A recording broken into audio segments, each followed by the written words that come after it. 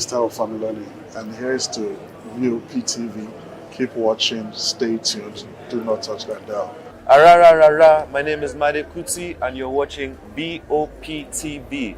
Keep watching. Welcome, my name is Zika Davis. Distinguished ladies and gentlemen, boys, viewers, everybody, boys and girls. This is Vop TV. Do you know what that means? Voice of the People TV. You don't have a voice, don't come here. You better make sure your voice is. This is Health Check, your weekly guide to better living, smarter choices, and trusted answers.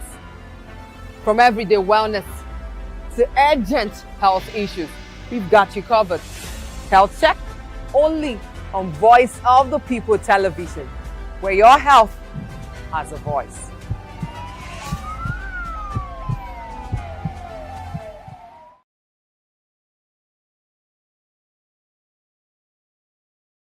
Praising God in every way. This is Gospel Fusion.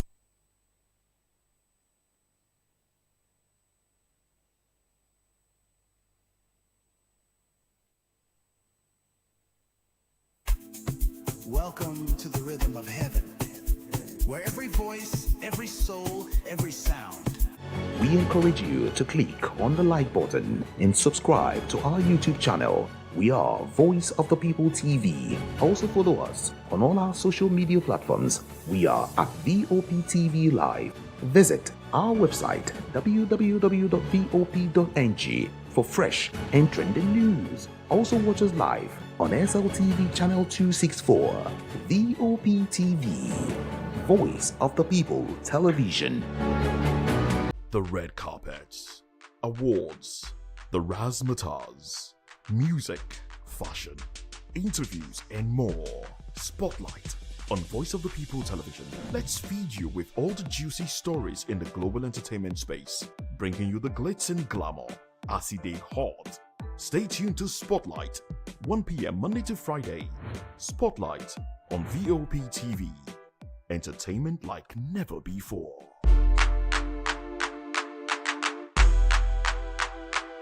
Are you ready for the extraordinary? Something big is happening on your screen. Introducing VOP TV. Now streaming on SLTV channel 264. From breaking news to captivating conversations, news analysis, giving you all sides to the story. We bring in-depth discussions on the issues that matter, from politics to sports, entertainment, and lifestyle. VOP TV on SLTV channel 264. Join us as we redefine what television means to you. Voice of the People Television, VOP TV. Now you have more than a voice.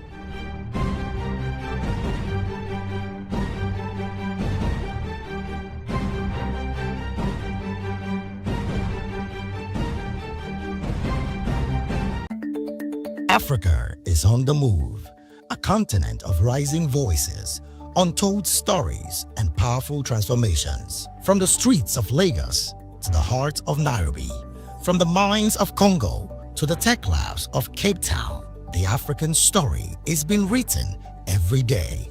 Bold, dynamic, unstoppable. This is African News on Voice of the People Television. We don't just bring you the news. We analyze and bring you Africa's heartbeat, the politics that shapes our nations, the economies that drives our future, the cultures that defines who we are, the voice that must be heard. Africa News, Africa's voice, Africa's future. Where Africa speaks, the world listens.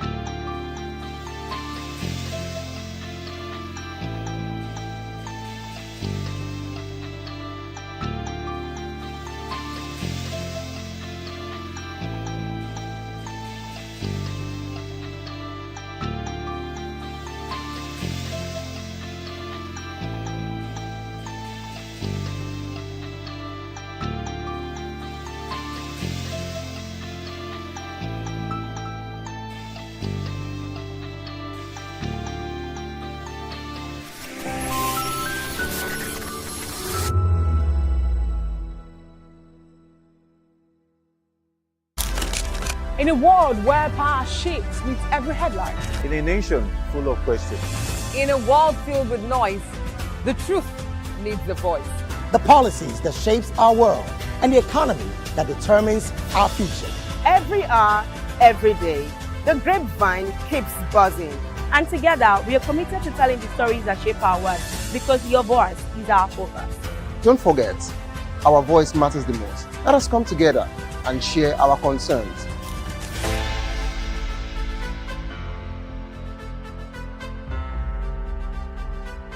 You blessed the boy, the girl is fine, of rice and beauty. Hello everybody, my name is Mike Abdul. Keep watching VOP TV. God bless you real good. Hi guys, my name is Abiojola, also known as Minister Abe. I just want you to keep watching VOP TV. God bless you. Oretolu Amishe is a banger. My name is Yomi Olabisi Yomi Akpala. Keep watching VOP TV. Baba ti sọ̀rọ̀ mi dayọ̀, ẹ wá bá mi yọ̀, mo.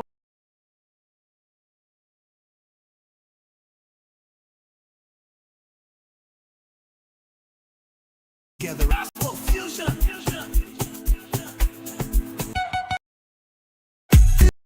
Fusion.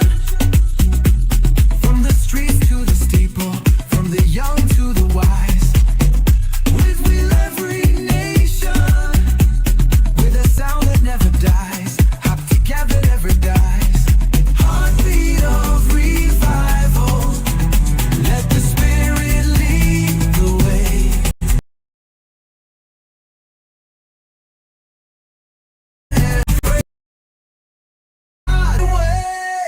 This is gospel fusion.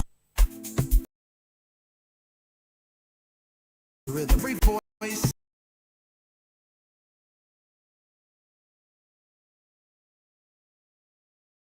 So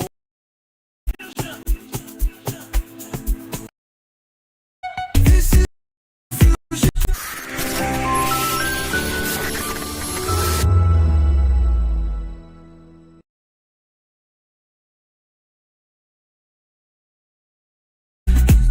with a sound that never dies. Hop together, never dies. Heartbeat of revival.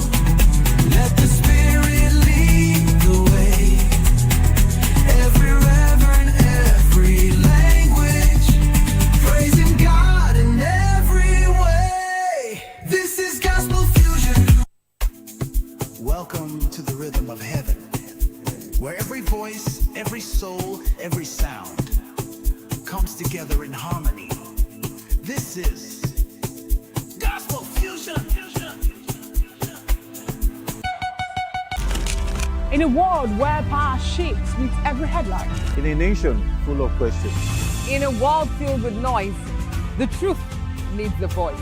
The policies that shapes our world and the economy that determines our future. Every hour, every day, the grapevine keeps buzzing. And together, we are committed to telling the stories that shape our world because your voice is our focus. Don't forget, our voice matters the most. Let us come together and share our concerns.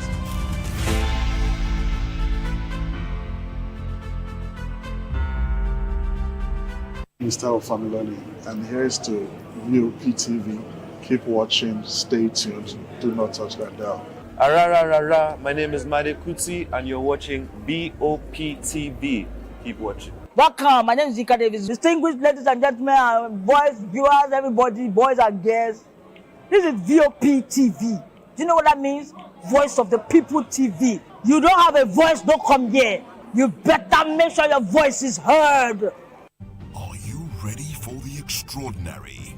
Something big is happening on your screen. Introducing VOP TV.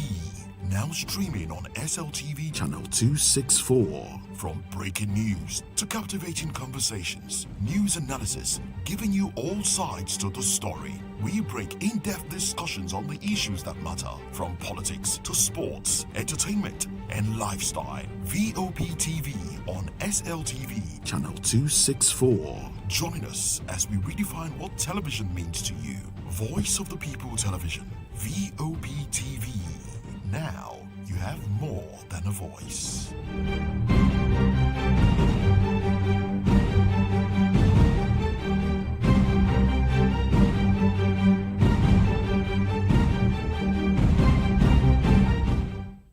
In a world where truth is the ultimate power and opinions scream the loudest, it's time to wade through the noise. Hunger no get tribe. Hunger no get religion. And scan the human interest and trending topics that matter. Stay tuned to The Issues, your plug to the stories making the buzz, from politics to science and technology, social justice, and more. Let's tackle the tough questions and expose the truth. The Issues on Voice of the People Television. Don't just react, understand. Do you want your voice to be heard? Do you know that you matter in the scheme of things? The People's Voice, the show where ordinary citizens take center stage as we discuss the biggest stories that affect you and I.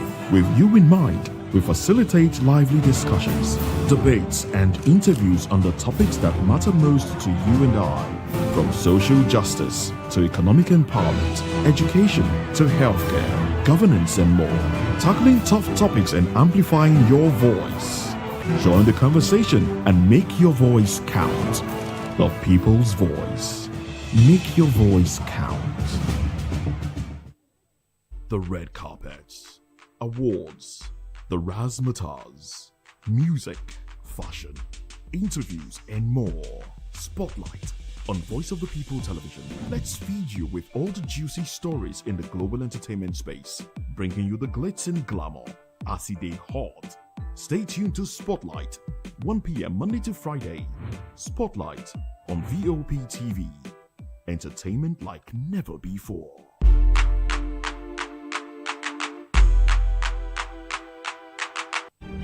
In a world where power shifts with every headlines, news breaks and events happens, we bring you unbiased and explicit information on politics, economy, and state of the nation. We break down the chaos. Facts, not fluff. Truth, not spin. We discuss not just politics, but a glimpse into the future. Voice of the People Television. Now you have more than a voice. Welcome to the rhythm of heaven, where every voice, every soul, every sound comes together in harmony. This is Gospel Fusion.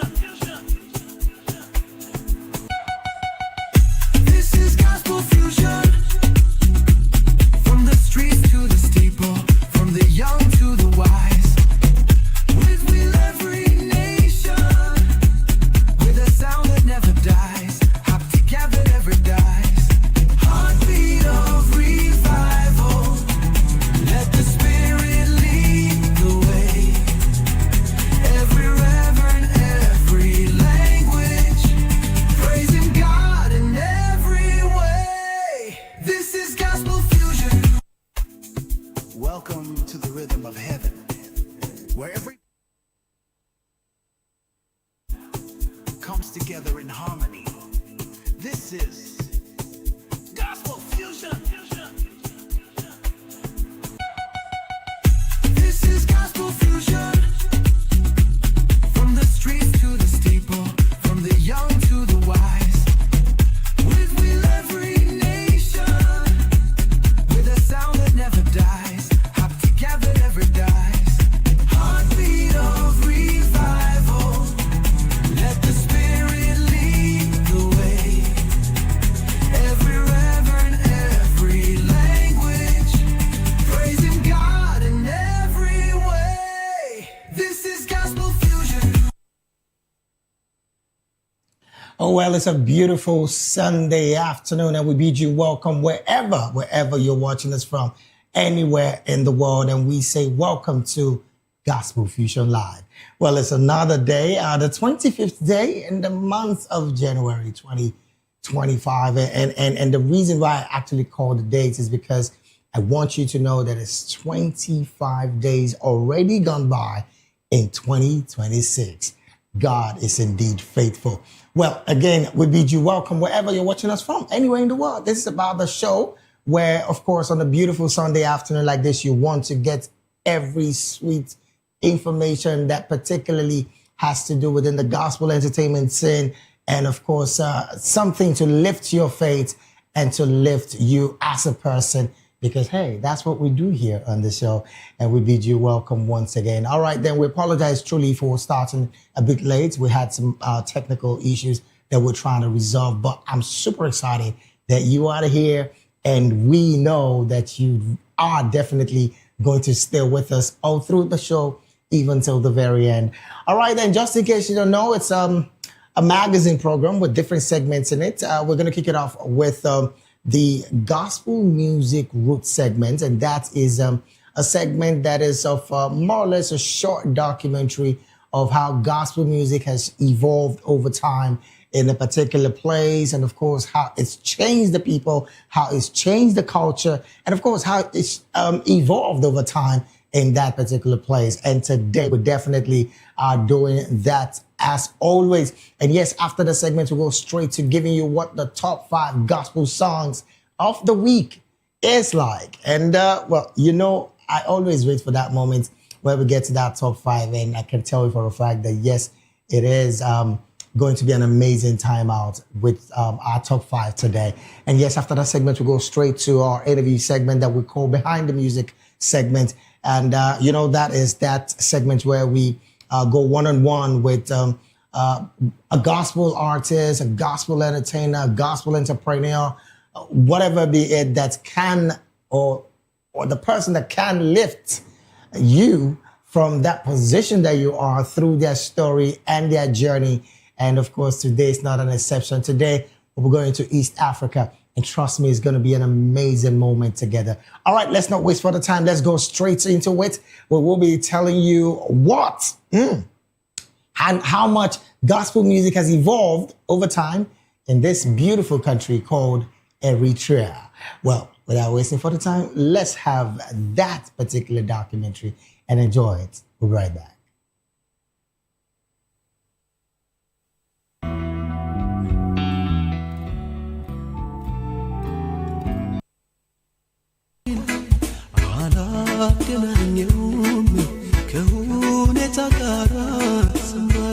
The evolution of gospel music in Eritrea has been significantly shaped by historical and cultural developments, particularly the long-standing influence of the Eritrean Orthodox Tewahedo Church, later missionary interactions, and the rise of modern worship movements. Across generations, gospel music in Eritrea has transitioned from ancient liturgical chant to contemporary praise expressions, creating a dynamic musical heritage that speaks to both tradition and modern identity. Traditional gospel music genres in Eritrea *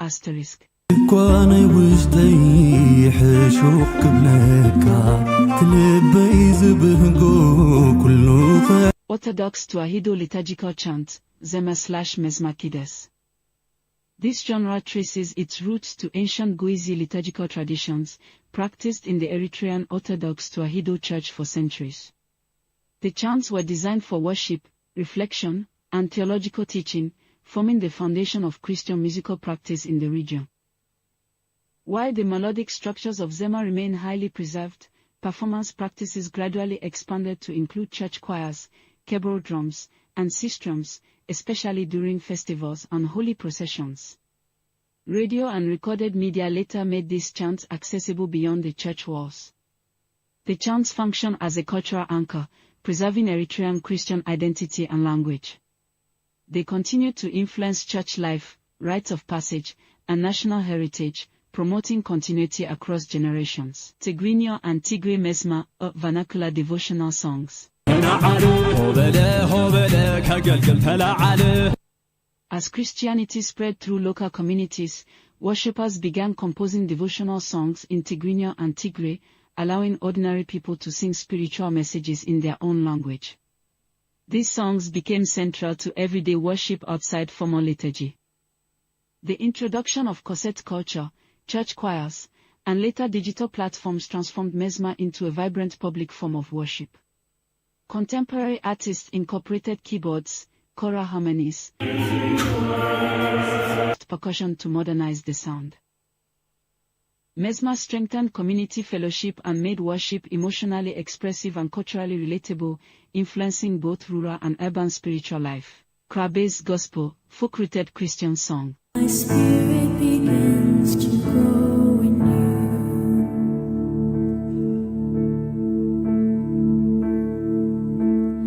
you. And The Kra, a traditional 5 or 6-string lyre, has long played a role in storytelling and poetic singing.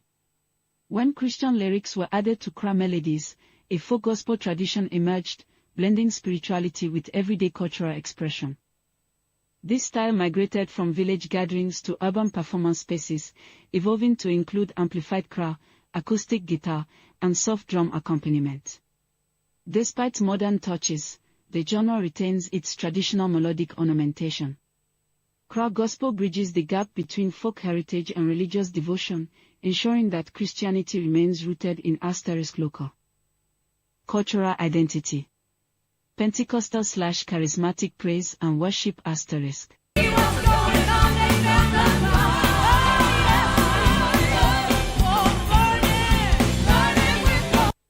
the late 20th century, Pentecostal revival movements introduced a more energetic and emotional style of worship.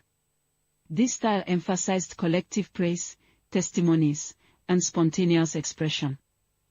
Worship music expanded to include full contemporary bands, gospel choirs, and stage performances influenced by East African and global Christian music movements. Digital media further amplified its reach among youth. This style created a youth-driven gospel culture, fostering creative expression, spiritual renewal, and new forms of community worship. Across Eritrea, these gospel traditions continue to influence diverse age groups. Elders * maintain and preserve ancient chant traditions, passing down linguistic and theological heritage. Youth * embrace modern mesmer and praise music as an avenue for identity, creativity, and community engagement. Diaspora communities * use Eritrean gospel music to remain culturally connected while also introducing innovative fusions. Together, these traditions strengthen cultural identity, promote spiritual continuity, and encourage intergenerational dialogue. The traditional gospel music genres of Eritrea * Orthodox liturgical chant, vernacular mesmer, Kra-based folk gospel, and Pentecostal praise and worship * form a living tapestry of history, devotion, and cultural identity.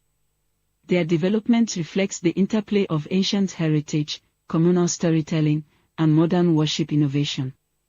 Today, these genres continue to evolve, resonating across generations and sustaining Eritrea's rich musical and spiritual legacy.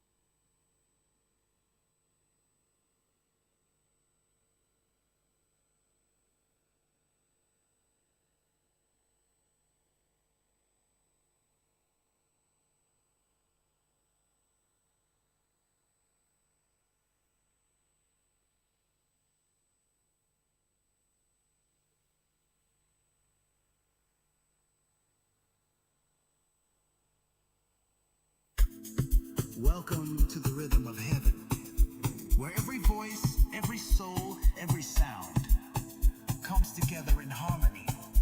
This is Gospel Fusion.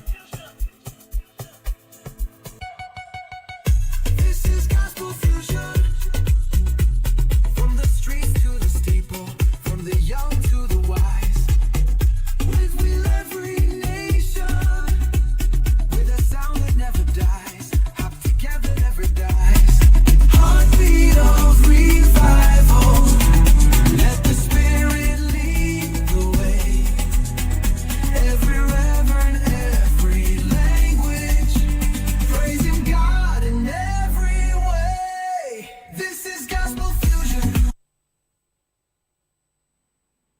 All right, then glad to have you back. Well, like I told you earlier, that was, of course, the journey of how gospel music have changed over time in the country called Eritrea. And well, someone did ask me some few days back and was asking about a particular country. Yeah, the country particularly is Ethiopia. Eritrea and Ethiopia has something really, really similar. But I'm just going to stay with that particular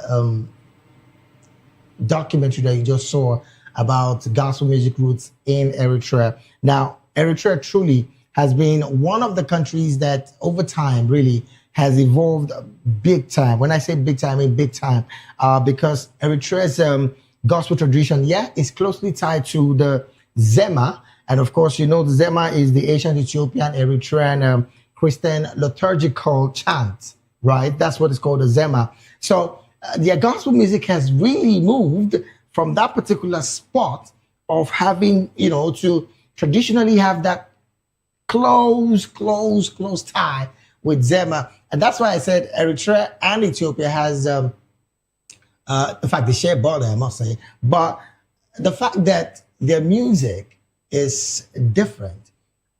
Ethiopia also has a bit of the Zema, which of course is an ancient chant, like I said earlier, liturgical chant. But these chants really has been performed by the G's. That's the classical liturgical language. And it's more like a central worship in the Orthodox part of Eritrea. And for real, I must say that they have so far done an amazing job in terms of the trajectory of how it's evolved over time. And of course, gospel music in Eritrea is not far from the fact that missionary influence and of course the Western hymns have a toll on how their gospel music is formed, because in the late 19th and of course the 20th centuries, Christian missionaries, you know, did introduce Western hymns and choral arrangements to, you know, Eritrean gospel music. And that has been what they've been staying with over time. And of course, these hymns were translated into local languages in Eritrea, such as Tigrinya, yeah, and the Tigray, of course, merging Western harmonies with Eritrean vocal tradition. That has been the journey of Eritrean gospel music. I had to really stay in this particular space because over time I've heard that, look, you just give us this documentary, we'll hear it, we'll see it, and we really don't know how much of an impact, you know, and of a major journey that has happened within the space at which these songs have changed and has transcended into what it is right now. So yeah, there you have it. In Eritrea, the missionary influence and of course the Western hymn is a major conversation when it comes to Eritrean gospel music. And trust me, it has also changed over time. Another major part of the gospel music in Eritrea, like you did see earlier, is the indigenous gospel expression. Well, Eritrean gospel artists, of course, began incorporating folk rhythm and dances into, of course, worship music, and of course, making it accessible to local congregation. So the fact that, yeah, the indigenous gospel has changed to that point was because of the enormous work that has gone into how much they've switched their play, particularly in this country, and of course this style of music. What you did hear in that documentary, the Chema Gospel, that again is where I can tell you that there's some level of missionary inducement in that particular sound. So that sound for me is something that you really want to stay with. Another part of the Eritrean gospel is the diaspora and of course the global influence. You cannot look away from that. Global influence have really done so much in the Eritrean gospel, and trust me, it is something that has changed over time. And you had it in that particular documentary, how much it has switched up the play in Eritrean gospel music. Oh, you want to talk about the contemporary gospel scene in Eritrea that have really, really changed so much. I said earlier about the Zema chants. I mean, recently out here, the Gen Zs in Eritrea using the chants to swave up some of the style in gospel music, and that is a beautiful, beautiful thing to look up to. But I'm not going to be dwelling on Eritrea. Trust me, I'm not dwelling on Eritrea because, trust me, I really want us to get into other parts of the conversation. Hey, in case you're just saying it is Gospel Fusion Live right here on your very number one voice of the people station, and you know it as VOP TV. Well, let's take another quick segment of the show, and that is the top 5 gospel songs of the week. Now, I always say this, our top 5 are keenly selected. That is why we rarely would have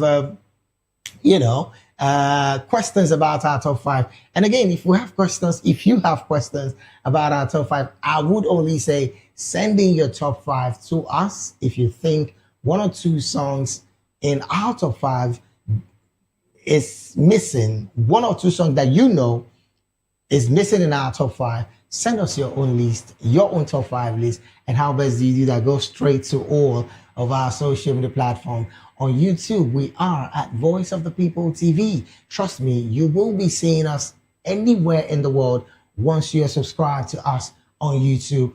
And yes, on all other social media platforms, we are at VOP TV Live. Go to the comment section, just send in your own top 5. But when you're doing that, don't forget to use the hashtag Gospel Fusion Live, hashtag top 5 gospel song of the week. Yes, those 2 hashtags are very important. Go to our comment section and, of course, send in your top 5. And trust me, your top 5 might just make our next top 5. But without wasting further time, let's jump right into it. We will be taking you to our top 5 song of the week as ended yesterday, the 24th of January, 2025. You want to find out what songs made it to the top 5? Don't go nowhere. We'll be right back. Enjoy this. Gospel Fusion Live, Top 5 Gospel Song of the Week. Number 5. Amen is my response to prayer. Number 4. So now let your testimony go enter. Number 3.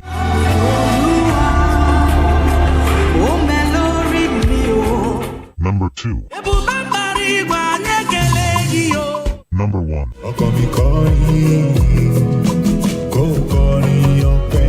Gospel Fusion Live, Top 5 Gospel Song of the Week. Gospel Fusion Live, Top 5 Gospel Song of the Week. Number 5. Amen is my response to prayer. Number 4. So now let your testimony go enter. Number 3.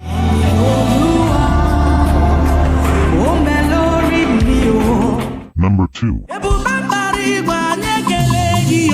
Number 1.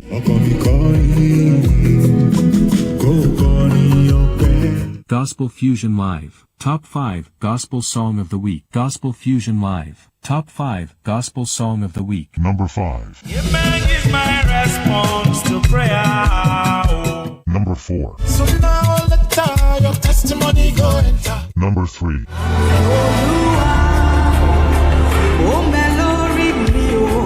Number 2.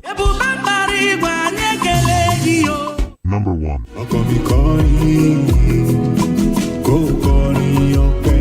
Gospel Fusion Live, Top 5 Gospel Song of the Week. Welcome to the rhythm of heaven, where every voice, every soul, every sound comes together in harmony. This is Gospel Fusion. This is Gospel Fusion.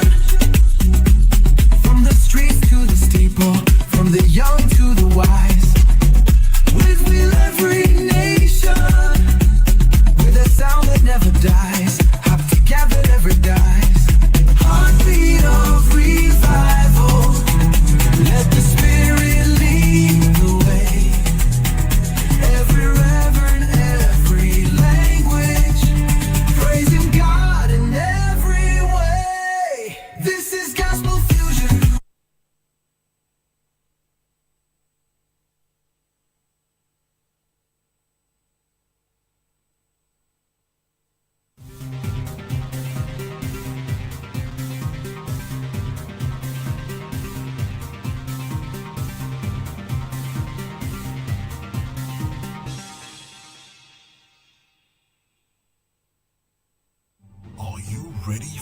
extraordinary. Something big is happening on your screen. Introducing VOP TV.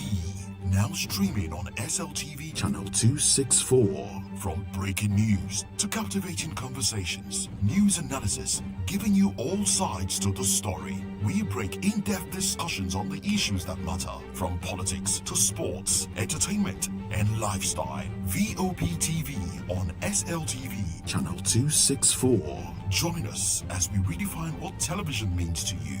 Voice of the People Television, VOP TV. Now you have more than a voice.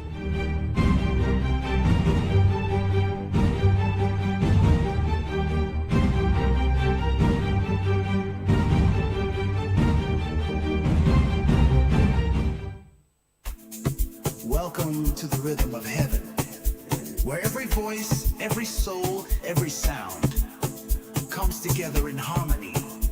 This is Gospel Fusion. This is Gospel Fusion. From the priest to the steeple, from the young to the wise, with every nation, with a sound that never dies. Hop together, never dies. Heartbeat of revival. Let the Spirit lead the way. Every reverend, every language, praising God in every way. This is Gospel Fusion. Gospel Fusion Live. Top 5 Gospel Song of the Week. Number 5. Is my response to prayer. Number 4. So now let your testimony go enter. Number 3.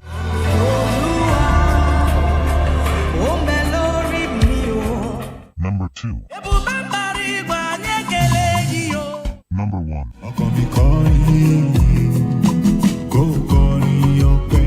Gospel Fusion Live. Top 5 Gospel Song of the Week.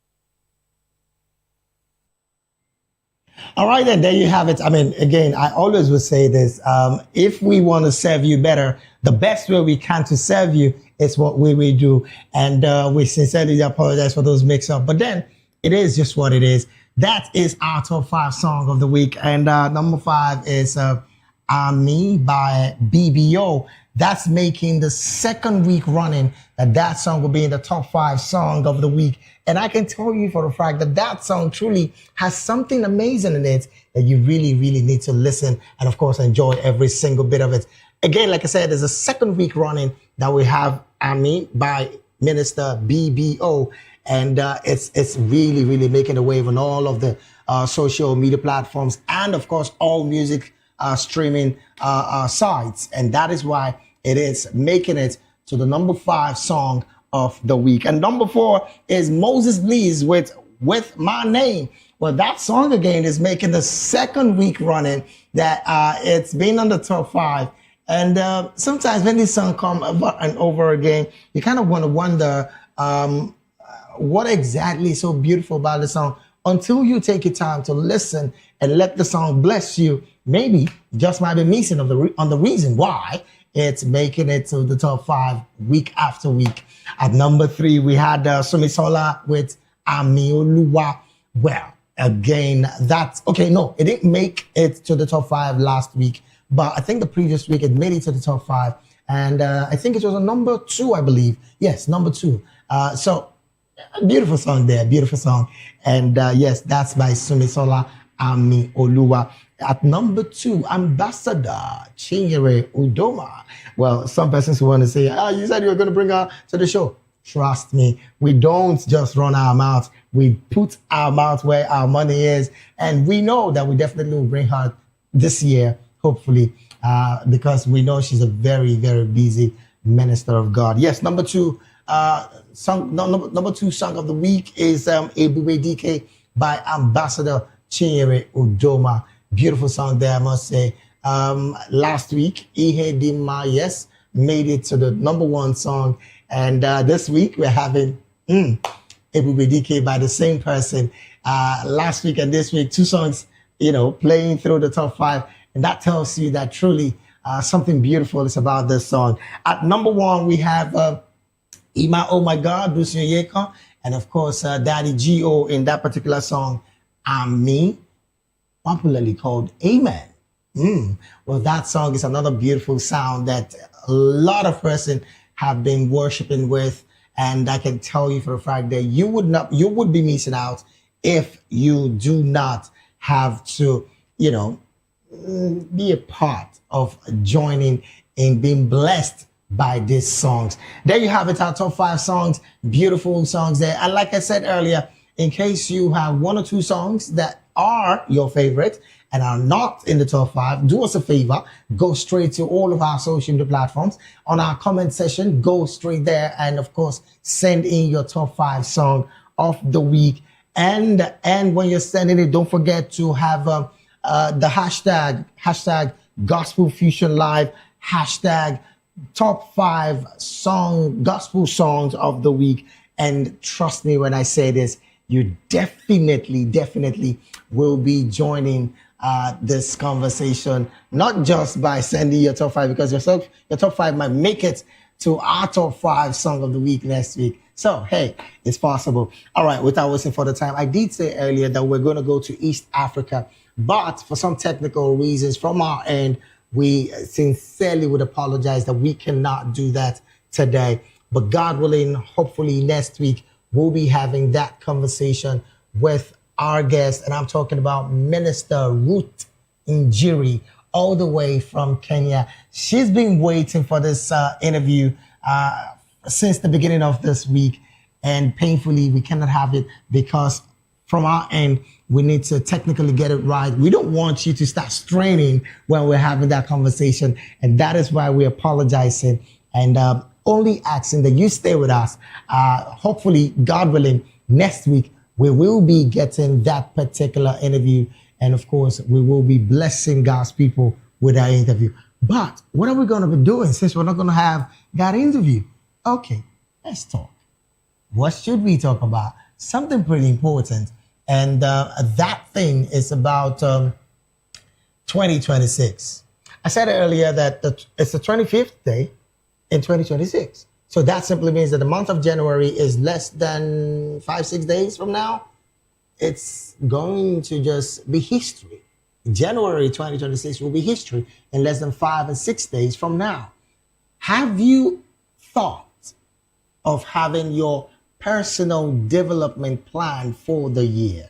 Now, trust me when I say this, the Bible says, write the vision, make it plain so that those who see it would run with it. And that's in Habakkuk and chapter 2, I think.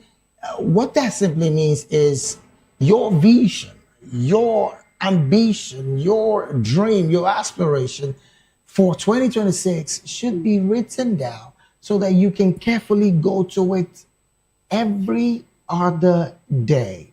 Now, today, in the next 10-15 minutes, thereabout, we'll be talking about personal development plan. Now, what exactly is personal development plan? I don't want to call it the acronym that a lot of people call it. It's called PDP, not the party, not the political party in Nigeria. No, that's not what I'm talking about. I'm talking about a personal development plan.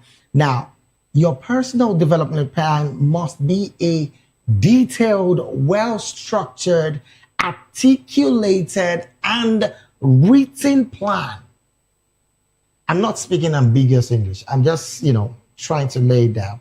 The personal development plan must be a well-detailed, well-structured, and articulated and written plan that will demand your loyalty and your commitment.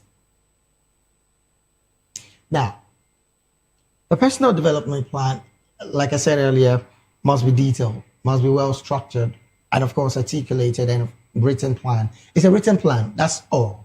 And it's a written plan of what you are expecting to achieve in the year.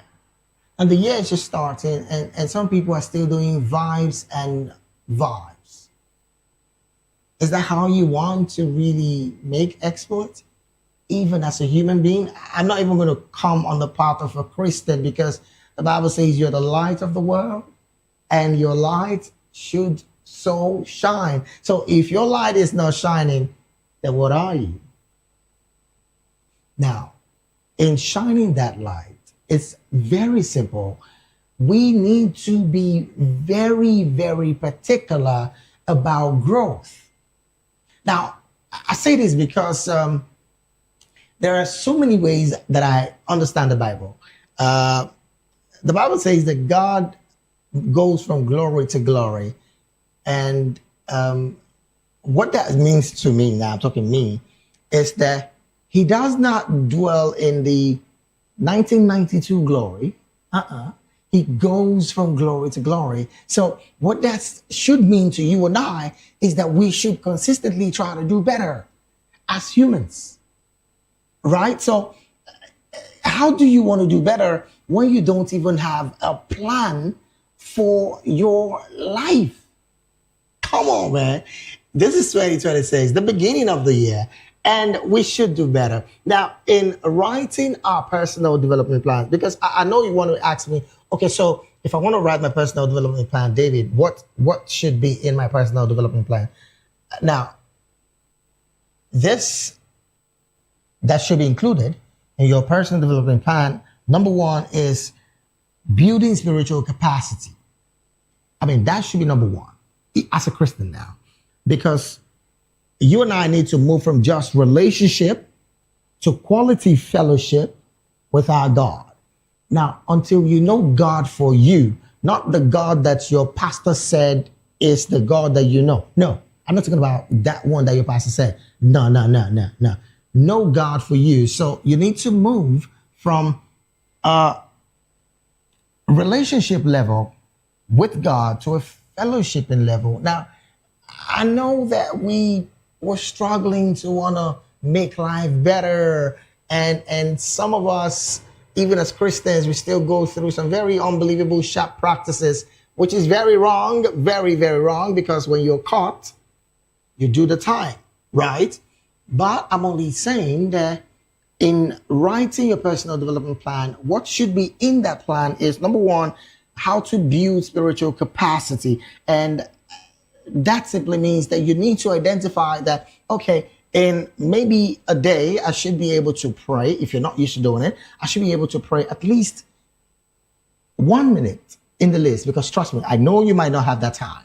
1 minute in the list, talk to your Heavenly Father. And that, like I said, would build a spiritual capacity that would move from a just a relationship level to a fellowshipping level. So that is where we should go and how we should go about it in 2026. Building spiritual capacity should be at your number one list when you're writing your personal development plan. Another thing that should be in your personal development plan for 2026 is inspirational and motivational books. Now, some people do not read. It's very simple.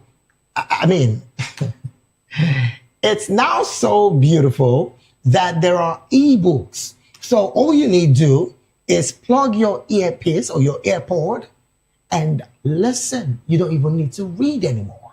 For those of us that have said, I cannot read, I don't have that time, you should have the time. Because if you truly want to grow and improve yourself in 2026, in your personal development plan, you should have inspirational and motivational books to read, because you have to try as hard as you can to do better. Now, I said motivational and I said inspirational.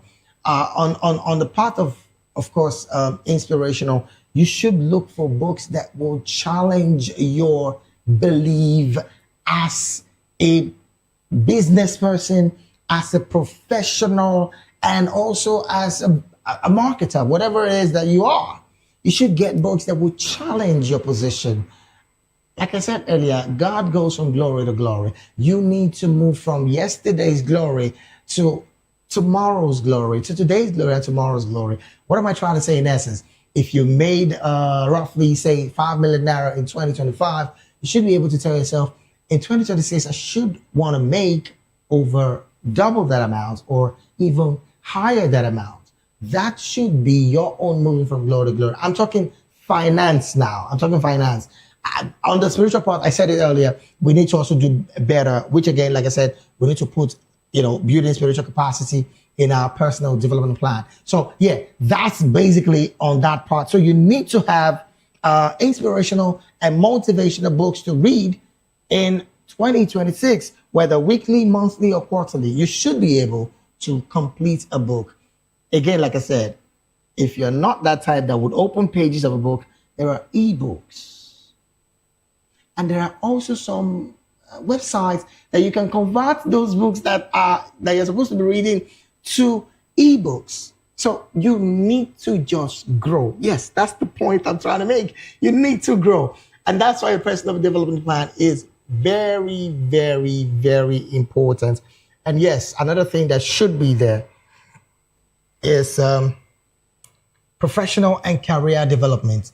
That should also be written in your personal development plan. So what do I mean by professional and career development? You should be able to write out the seminars, the conferences, the workshops that you are planning to attend, that you should plan to attend. If you're a career person, if you're a business person, if you're a professional, I mean, if this is not in your personal development plan, I wonder what is going to be in that plan. So it's important really that, you need to write in that plan the seminars, the conferences, the workshops that you need to attend, whether paid or free. In fact, I dare say, even if it's free, be very sure it is the one that will develop you as a person, as an individual. That way, 2026 can do better. I mean, okay, so let me also say this. I hear people say AI is going to take people's job in the coming years. Yes, it will take your job if you do not want to get to know more about it or how you can inculcate it into your business or into your profession as you go by in 2026. So that's why I said you need to carefully look at how your professional and career development, what to do, and you need to write it out in that personal development plan. So, like I said earlier, write out seminars, conference, workshops that you need to attend that would make you do better in 2026, whether paid or free conference or workshop. Write it out. And I tell you for a fact, when you start looking at those plans, you definitely will see that there are too many things that you're supposed to have done in the past years that you have started doing now. And of course, it's going to make you even better. Another major thing that should be in your personal development plan when you're writing it is you need to write out mentors and coaches you must connect with in 2026 that will add great value to your life and your work. Mentors and coaches that you must connect with. I'm using specific words. You must connect with in 2026 that will add great value to your life and your work. Now, in getting coaches and mentors, I mean, these things are done even without some people knowing. In fact, once upon a time, I used to have a mentor that I never saw one-on-one, but I always followed what he was always doing. And I tell you for a fact, connecting with the person was even easy when I, started trying to have a conversation with him on social media. So you need to identify how much of an impact, great value, these mentors and coaches would bring to you, to your life and your work in 2026. So you need to connect with these people. It is so important. We cannot overemphasize it. I tell you, you cannot overemphasize this part because trust me, 2026 was a great year. That's how we say it as Christians because, hey, we serve a God who is at the end of 2026. Even though we are in the beginning, he knows the end. So we can boldly say that 2026 was a great year. All right, moving forward, because of our time, I'll just give you one more. Maybe in a couple of weeks after now, we'll be concluding on the personal development plan and how and what exactly we should have in those plans. Now, I'll give you one more while we wrap up the show today. And that would be, you need to also write in that personal development plan relevant additional skills to develop or sharpen to enhance your ability to serve people and earn more. Now, I dare say, even as Nigerians, Nigeria is a country of, let me bring it down, 200 million plus people. And if you're not in the business of serving people, well, you might be in another business that you're making real money. But in the business of serving people, trust me, you definitely would have so much to make when it comes to earning big. So in your personal development plan, you need to identify relevant and additional skills that you need to sharpen. If you have already gotten those skills, you need to sharpen them. Or if you haven't gotten them, you need to develop them so that it can help you enhance your ability to serve people and, of course, earn more while you're serving. Now, I said something about AI a couple of minutes ago. Trust me, if you want to learn AI and a specific a part of AI, how do you do that is to try and learn that specific AI tool that you want to use. Or if you've learned it before, do more by learning and learning again. That simply means you're sharpening up your skills so that you can serve people better. I mean, small businesses in Nigeria truly needs inculcation of AI. I say AI now like it's one of the easiest thing to say right now because a lot of people are not even identifying with it. But trust me, in 2026, if you're not identifying with AI, oh my, I'm not going to be here telling you it's a spiritual curse. No, but you need to start identifying those additional skills or relevant skills that you need to learn and write it clearly in your personal development plan for 2026 so that you can carefully, like I said earlier, put more on your efforts in that plan that you've written. Once again, before I let you go, I tell you, your personal development plan is your detailed, well-structured, articulated, and written plan that will demand your loyalty and commitment to it. So, of those things I've mentioned, those 5 things I've already mentioned because we have about 12, 13 of them that I'm going to give to us, but I'm going to stay with the 5 that I've given us right now. Of the 5 that I've given us right now, please do well to identify with it. And trust me, God helping us, we will be doing better in 2026 if we truly stay committed to this plan. And let me tell you another thing. One thing is certain as Christians, in all that we do, if God remains our anchor, trust me, victory is sure. This is the size of the show this beautiful afternoon. I want to say a big thank you to you for being here and, of course, staying with us. Again, our sincere apologies to all of our teaming fans and, of course, our teaming viewer that was expecting to see our guest today. I'm talking about Minister Ruth Injiri, all the way from Kenya. But because of what I told you earlier, technically we need to get it right. And that is the reason why we could not get her on the show today. But trust me, God willing, hopefully by next week, hopefully, God willing, we'll be having her join us live virtually, because she cannot make it into Nigeria so soon. So we're going to be having her live virtually come next week, God willing. And we sincerely apologize also to Minister Njiri for also not having this conversation today. We know you had so much to do, but you had to break all of those plans for us. So we sincerely apologize. But hopefully, God willing, like I said, Minister Ruth Injiri will be our guest, hopefully next week, Sunday. All right, then. Big thank you to all of the guys that made this production possible, from my director, Manfred, and of course to my English person, Lady A, and of course to my sound person, Paul Anabi, and yes, to my very own man, the very barman himself. I'm talking about EK Chuku. I'll see you on the other side when Manchester United will be doing justice to Arsenal in a couple of minutes from now. Yes, I just had to put that in. But yeah. Manchester United is playing Arsenal later today. All right, we gotta go. In less than 4 minutes from now, myself and world famous DJ Ibam will be going straight to giving you 1 full hour of amazing praise to the one who has kept us alive and who is forever faithful. And yes, that will be on the program called Praise Wave Live. You don't want to miss that. In less than another 4 minutes from now, yes, we'll be bringing that particular show to you. As we go, don't always forget to pray for Nigeria. There is no great nation like ours. Don't forget always, every day is a plus. God loves you, and so do we. David E. is saying, have an amazing week ahead. God bless Nigeria.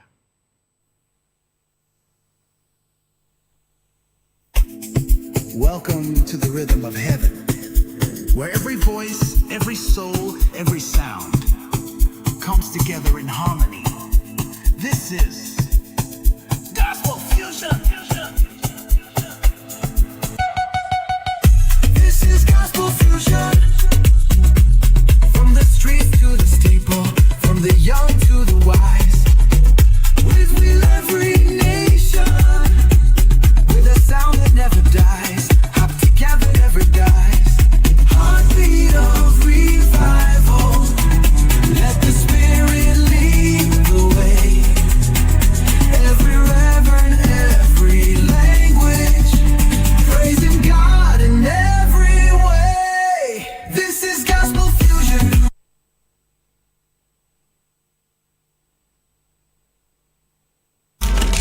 In a world where power shapes with every headline, In a nation full of questions.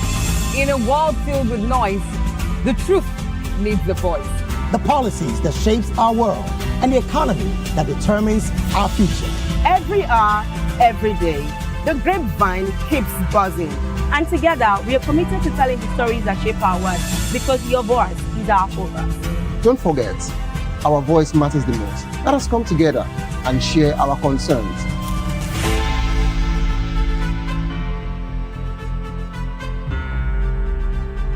Mr. Familoni, and here's to Vop TV. Keep watching, stay tuned, do not touch that dial. Arara, my name is Made Kuti and you're watching Vop TV. Keep watching. Welcome, my name is Zika Davis. Distinguished ladies and gentlemen, boys, viewers, everybody, boys and girls. This is Vop TV. Do you know what that means? Voice of the People TV. You don't have a voice, don't come here. You better make sure your voice is heard. Are you ready for the extraordinary? Something big is happening on your screen. Introducing VOP TV. Now streaming on SLTV channel 264. From breaking news to captivating conversations, news analysis, giving you all sides to the story. We break in-depth discussions on the issues that matter, from politics to sports, entertainment, and lifestyle. VOP TV on SLTV channel 264. Join us as we redefine what television means to you. Voice of the People Television. VOP TV. Now you have more than a voice.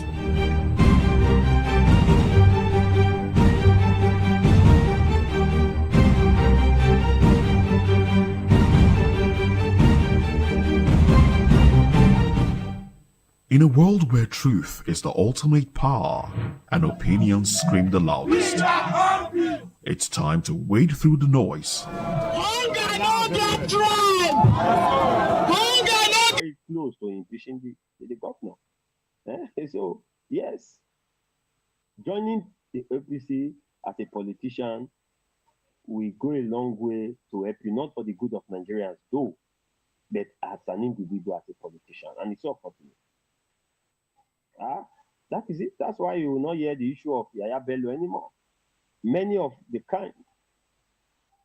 That is just the issue with Nigeria. That is what as stakeholders we are fighting. That is what we are talking against, to see how it stops. So that they won't be using the masses, the maximum people of Nigeria to run whatever thing they call politics. You know, you mentioned that some lawmakers actually pulled out, but the lawmakers who pulled out, there were 4 actually. The first 2 came up to say they were no longer a part of this impeachment process. Then another 2 came out again and said they were no longer a part of this. And then some days later, the 4 of them actually said that they took back their words. They retracted their words and said that they are now a part of this impeachment process. And that, of course, this is before this chief judge is coming out now to say that he cannot proceed with this, with setting up the investigation panel. But this is just this delay with this chief judge case.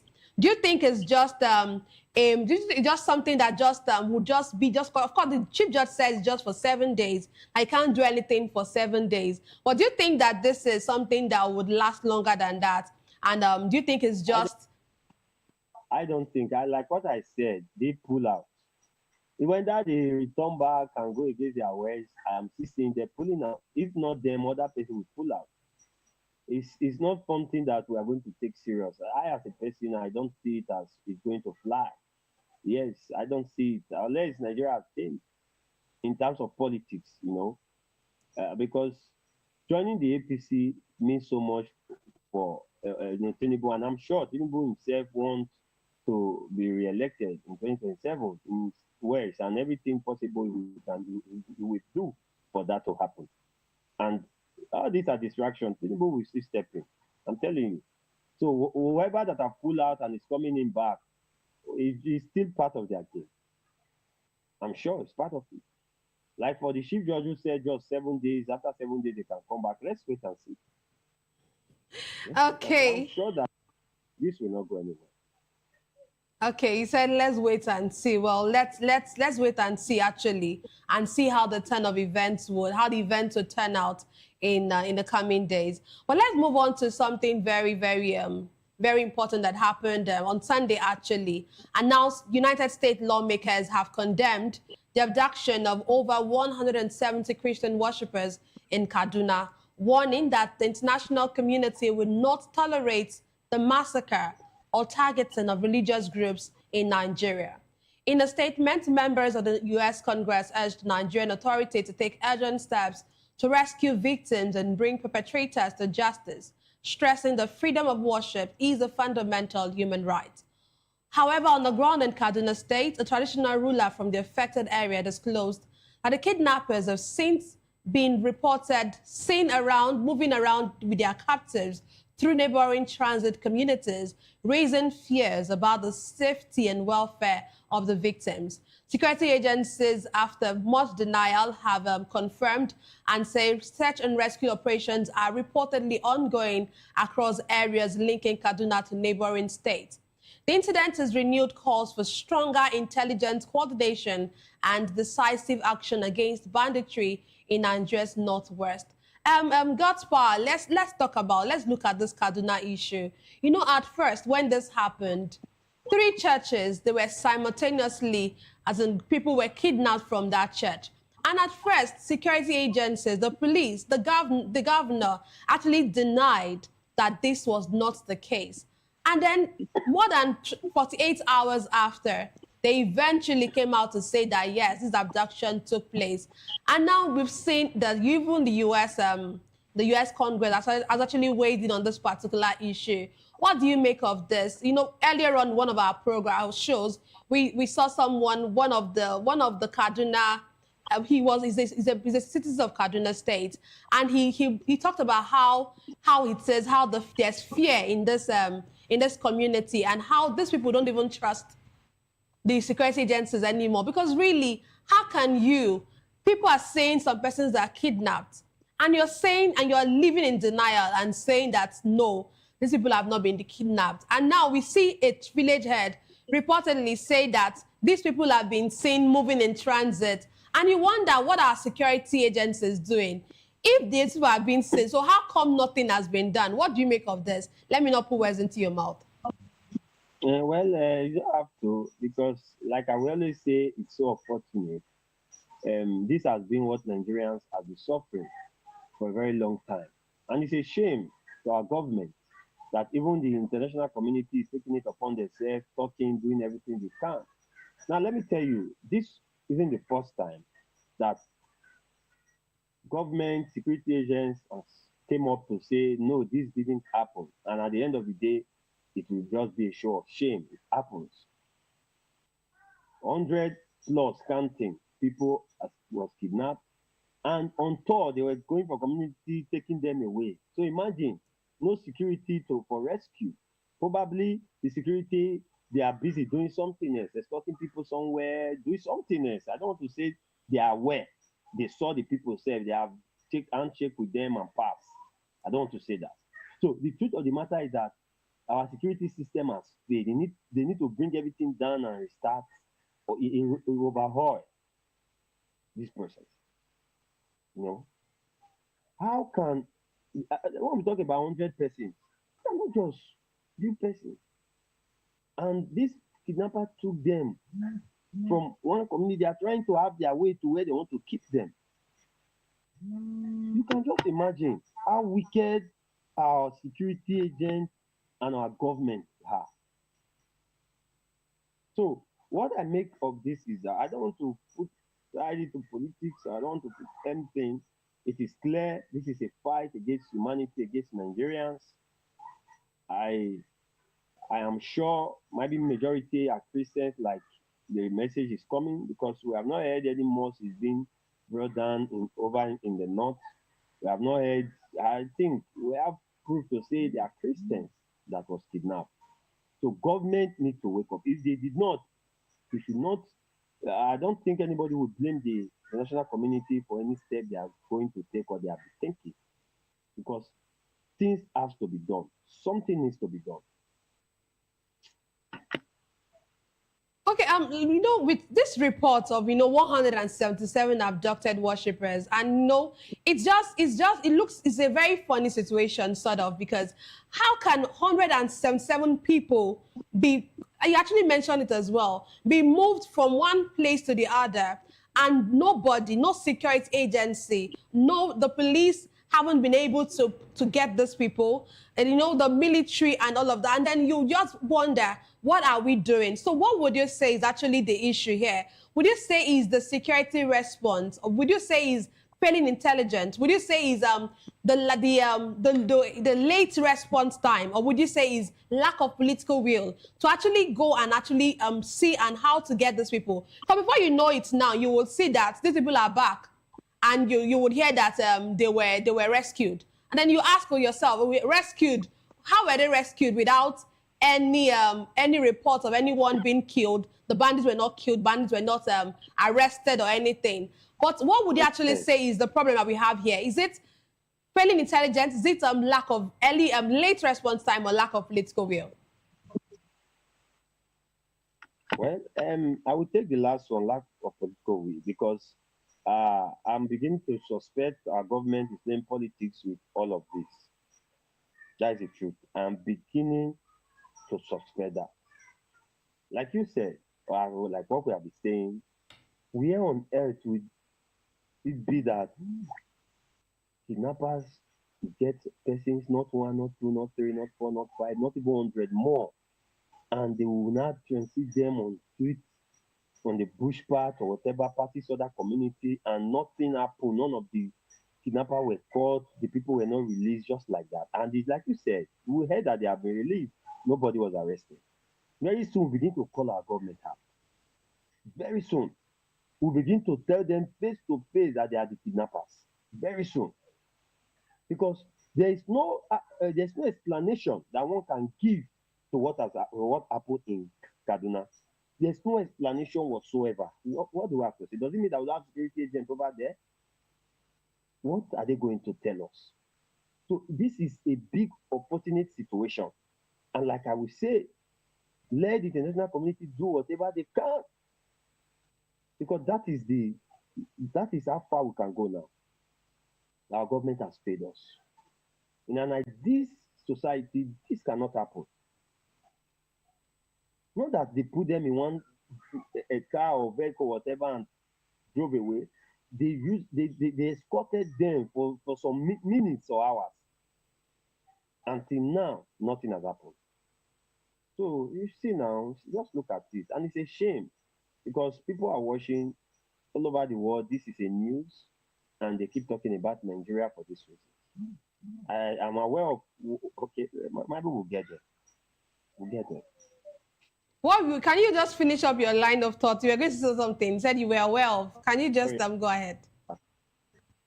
I will say it, please. Later.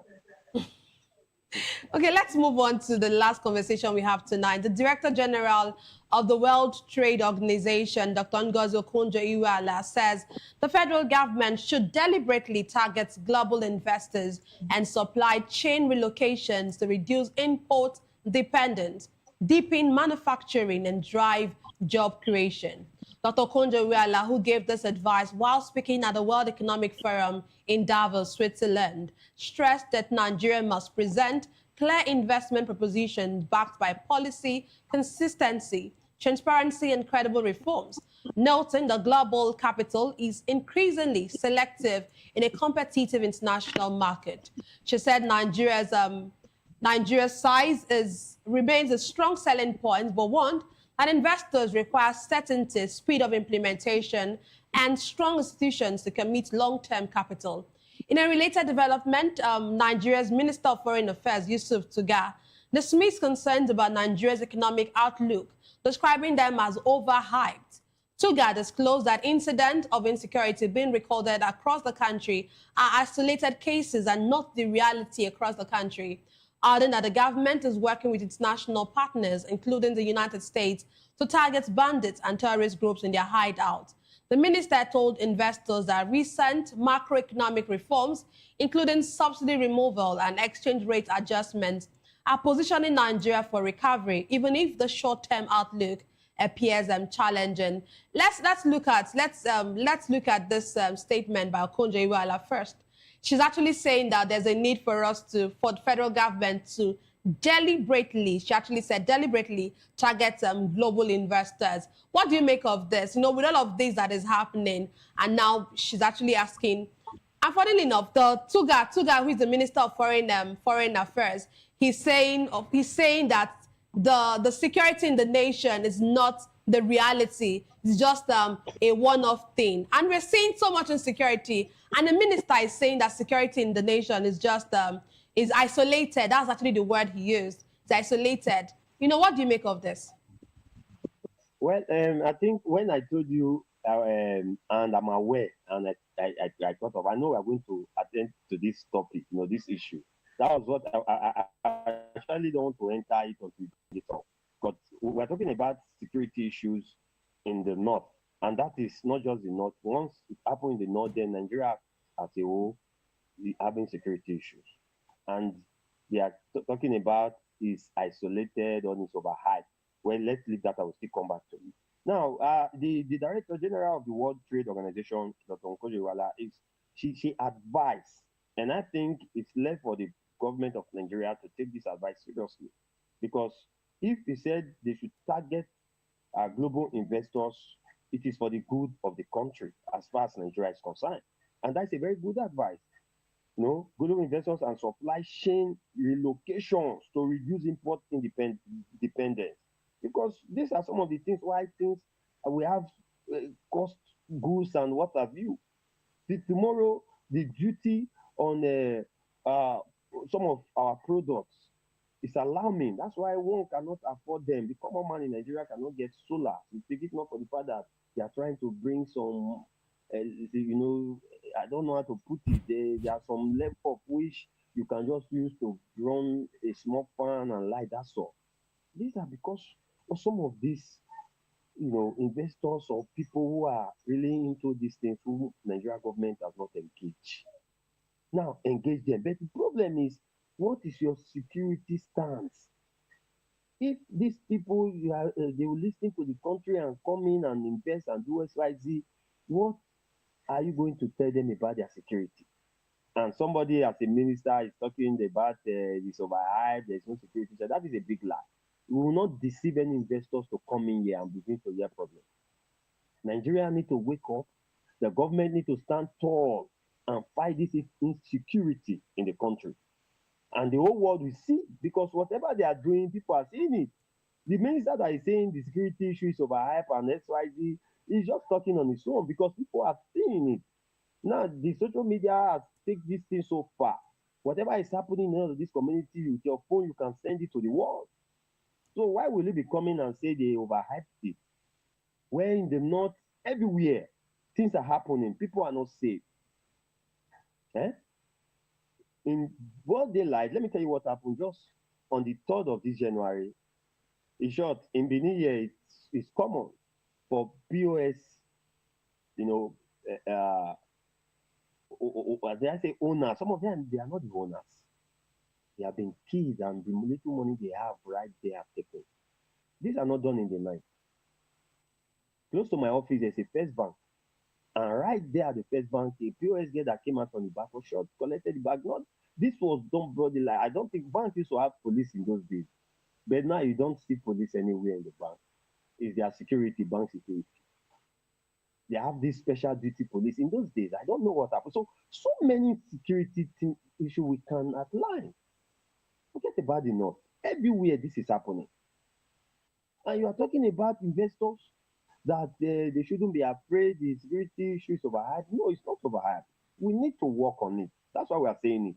Government need to stand tall and see how this is addressed. Because now Kaduna, 100 people plus is missing. They won't escorted them. This is not even a kidnap. I don't know how to put it. They came, they took them, and they walked away. All in the name of kidnap.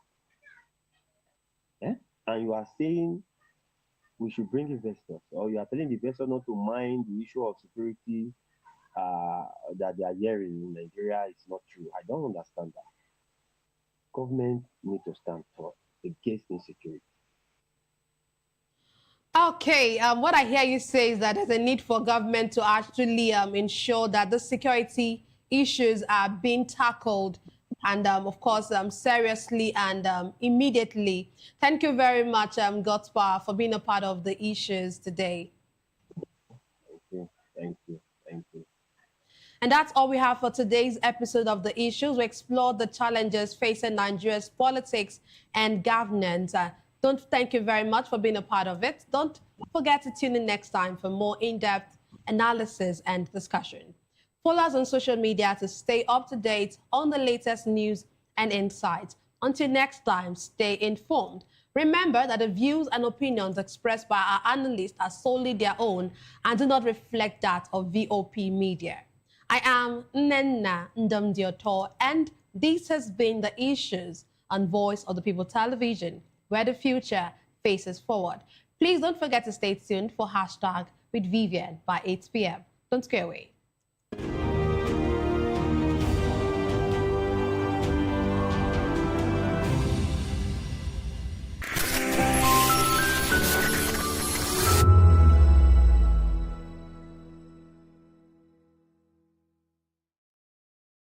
Welcome to the locker room, the home of football talk that matters. I am Jerry Arpelhon. Join us every weekday, Monday to Friday at 5 p.m. Nigerian time, as we share the hot takes and hot debates in the exciting world of football. And joining me are the usual suspects, Ikechukwu and Mayowa, as we break down all the hot takes and everything that's happening in the football. Don't just watch football, live it with us. Catch us on the locker room and Voice of the People Television at 5 p.m. Nigerian time. And like I always say, if not going to the talk, please discuss.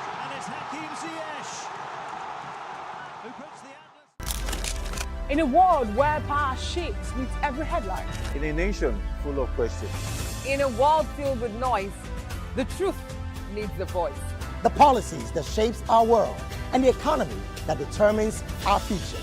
Every hour, every day, the grapevine keeps buzzing. And together, we are committed to telling the stories that shape our world, because your voice is our focus.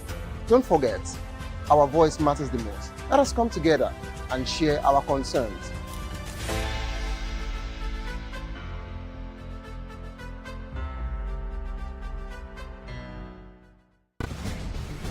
Join us as we drive into the world of politics through insightful interviews with prominent political figures, both serving and former governors, ministers, senators, legislators, party chieftains, activists, and analysts. Get first-hand information into the decision-making processes that affect our daily lives. Highly engaging one-hour program that brings political discourse into focus.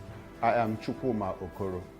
Political Lens, Monday through Friday, 6 to 7 p.m. Join us. In a world where truth is the ultimate power and opinions scream the loudest, it's time to wade through the noise Hunger no get tribe. Hunger no get religion. and scan the human interest and trending topics that matter. Stay tuned to The Issues, your plug to the stories making the buzz, from politics to science and technology, social justice, and more. Let's tackle the tough questions and expose the truth. The Issues on Voice of the People Television, Mondays to Fridays, 8 to 9 p.m. The Issues. Don't just react, understand. Behind every broken desk lies a broken promise. Education shapes the nations. But who is asking the right questions? Introducing Edu Dialogue, the show that goes beyond the surface, exposes the cracks, the corruption, and the silence in Nigeria's education system.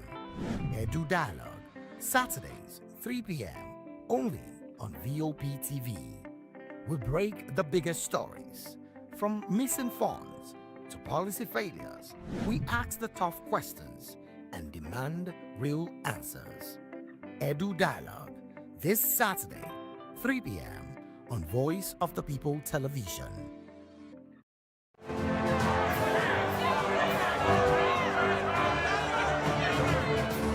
Do you want your voice to be heard?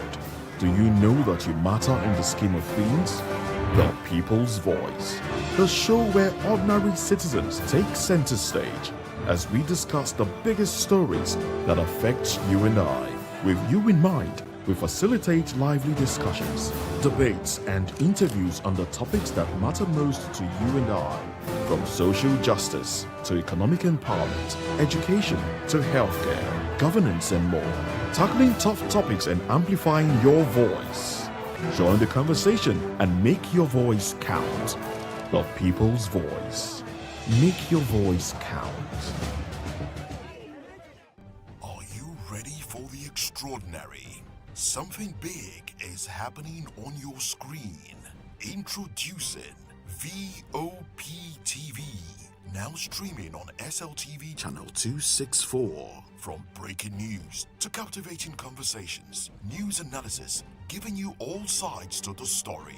We bring in-depth discussions on the issues that matter, from politics to sports, entertainment, and lifestyle. VOP TV on SLTV channel 264. Join us as we redefine what television means to you. Voice of the People Television, VOP TV. Now you have more than a voice.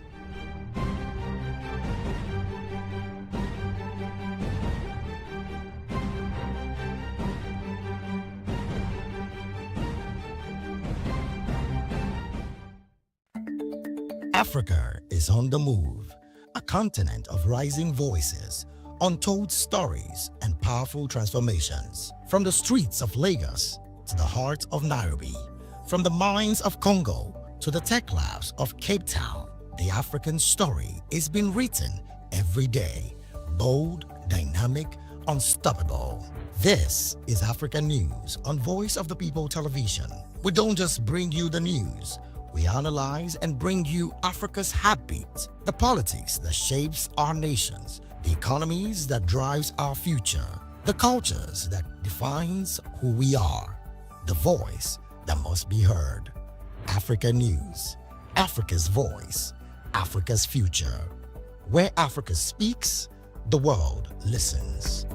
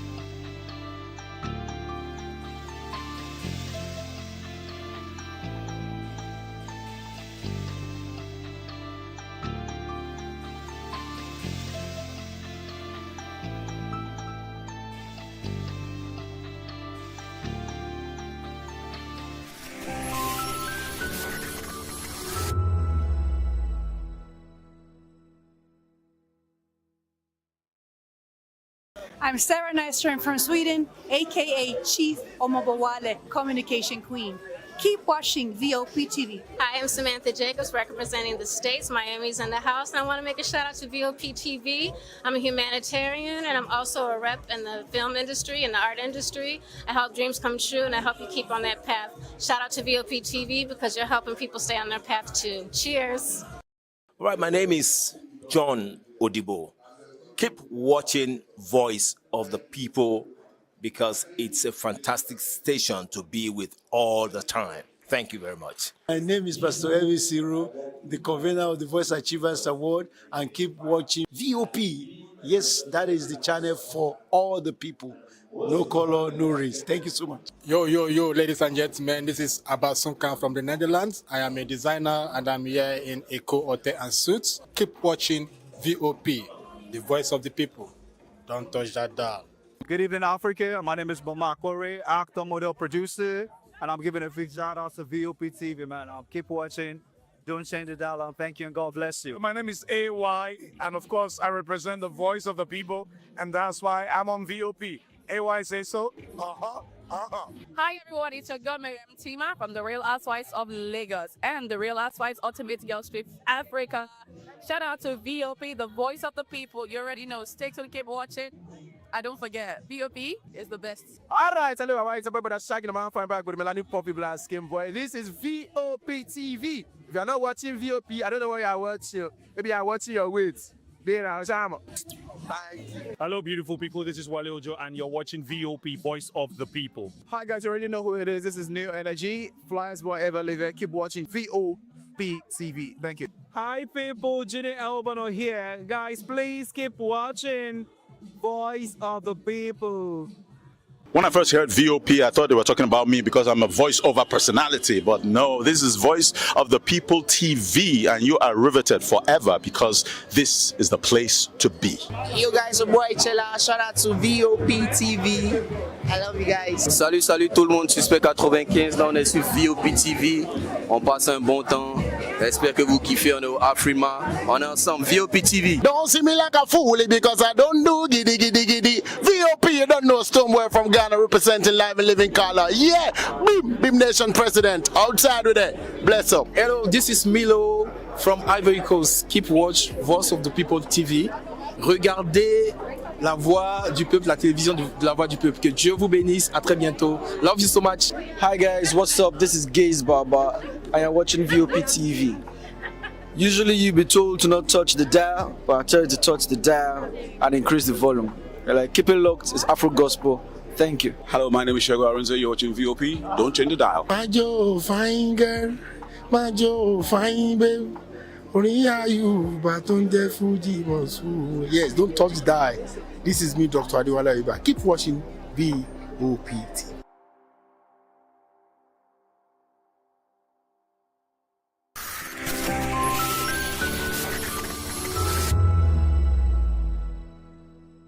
In a world brimming with noise, only few rise above, clear, unapologetic, and unforgettable. Chimamanda Ngozi Adichie is one of those voices, a storyteller who reshaped global narratives not just about Africa but about identity, power, and womanhood. She was raised in Nsukka, a quiet university town in southeastern Nigeria, a place where intellect was heritage and curiosity a birthright. Among 5 siblings, her passion for books set her apart, from African tales to British classics. She started studying medicine at the University of Nigeria, but later moved to the United States at 19 to focus on writing. In America, she encountered a different lens, one that reduced Africa to a single narrative of poverty and war. That cultural dissonance will shape her voice, sharpening her pen into a tool for clarity and resistance. Her debut novel, Purple Hibiscus, in 2003, arrived with quite a fuss. a coming-of-age tale nestled with Nigerian political unrest. It won the Commonwealth Writers' Prize and the literary world took notice. Then came Half a Yellow Sun in 2006, a sweeping portrait of the Biafran War, love and shattering way of conflict. The novel earned the Orange Prize for fiction and cemented a place among the greats. Americana in 2013 followed a love story layered with themes of migration, race, and belonging. The New York Times named it one of the 10 best books of the year. Readers across the continent saw their truth in her pages. Chimamanda's influence moved far beyond the printed word. In 2009, she stood on a global stage and delivered The Danger of a Single Story. It wasn't just a talk, it was a cultural reset, a masterclass in reclaiming perspective. 3 years later, We Should All Be Feminists became a manifesto and a movement. Our words echoed through classrooms, boardrooms, and pop culture, even sampled by Beyonce in Flawless. All of my work is, writing is very much, it's always about vanity. It's really about you, isn't it? And for me, it's sort of trying to make sense of, America has been such a part of me because I left Nigeria when I was 19. I was educated in the US. There's certain things that I find myself, I spell the American way now to my father's absolute horror. And so there's a connection. In 2023, Chimamanda ventured into children's literature titled Mama's Sleeping Scarf, published under the pseudonym Unwa Grace James, a tribute to her mother. Inspired by her daughter, the story captures a child's day filled with imagination and familiar love. Away from the spotlight, she is married to Nigerian-American physician Dr. Ivara Esege. Together, they have 3 children. She is a devoted mother, balancing her global literary influence with family commitments. Through initiatives like the Farafina Trust Writing Workshop, she nurtures a new generation of African storytellers, ensuring their voices are not just heard but celebrated. Chimamanda reminds us that storytelling is not just art, it is resistance, healing, and hope. In every sentence she writes, there is courage. In every silence she breaks, there is freedom. And in every story she tells, there is truth. In the book, I did not have the title. And that often happens when I sort of have an idea of what I want to write about, but I don't know what the title will be. And so I actually had imagined that I would call it For Men Only. I'm serious. VOP TV. Now, you have more than a voice. Welcome to the locker room, the home of football talk that matters. I am Jerry Apelon. Join us every weekday, Monday to Friday at 5 p.m. Nigerian time, as we share the hot takes and hot debates in the exciting world of football. And joining me are the usual suspects, Ikechukwu and Mayowa, as we break down all the hot takes and everything that's happening in the football. Don't just watch football, live it with us. Catch us on the locker room and Voice of the People television at 5 p.m. Nigerian time. And like I always say, if not continue to talk, please the sport.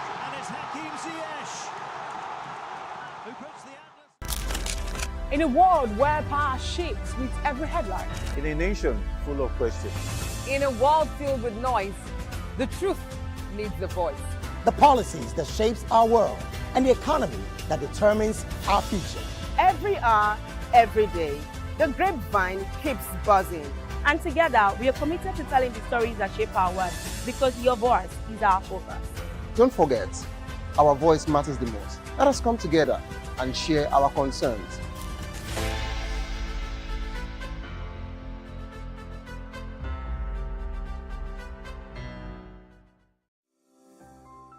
VOP TV.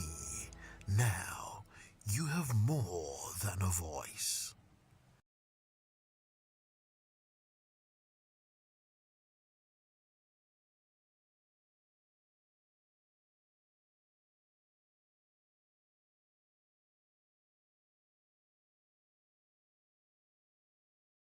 Or join us as we redefine what television means to you.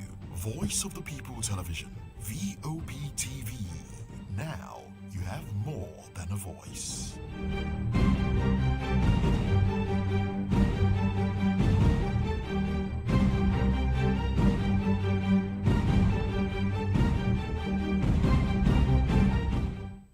In a world where truth is the ultimate power and opinions scream the loudest, it's time to wade through the noise.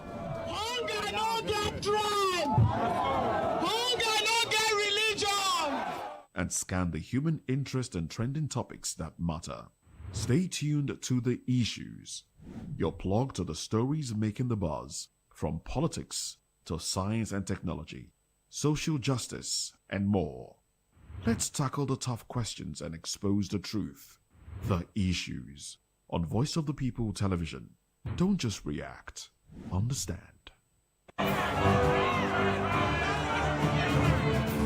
Do you want your voice to be heard? Do you know that you matter in the scheme of things? The People's Voice, the show where ordinary citizens take center stage as we discuss the biggest stories that affect you and I. With you in mind, we facilitate lively discussions, debates, and interviews on the topics that matter most to you and I. From social justice to economic empowerment, education to healthcare, governance, and more.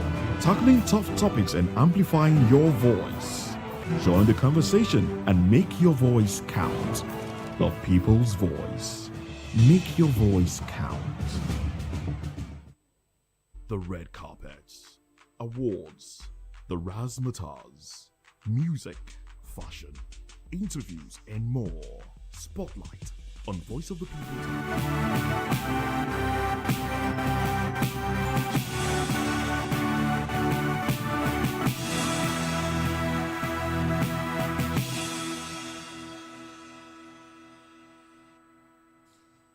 Well, hello and welcome to News Hour on Voice of the People TV. I am Vivian Uguche. Before we begin, kindly visit our website, www.vop.ng, for fresh and trending news. First, the headlines. NDLEA smashes a 3 billion naira Brazil to Abuja heroin pipeline.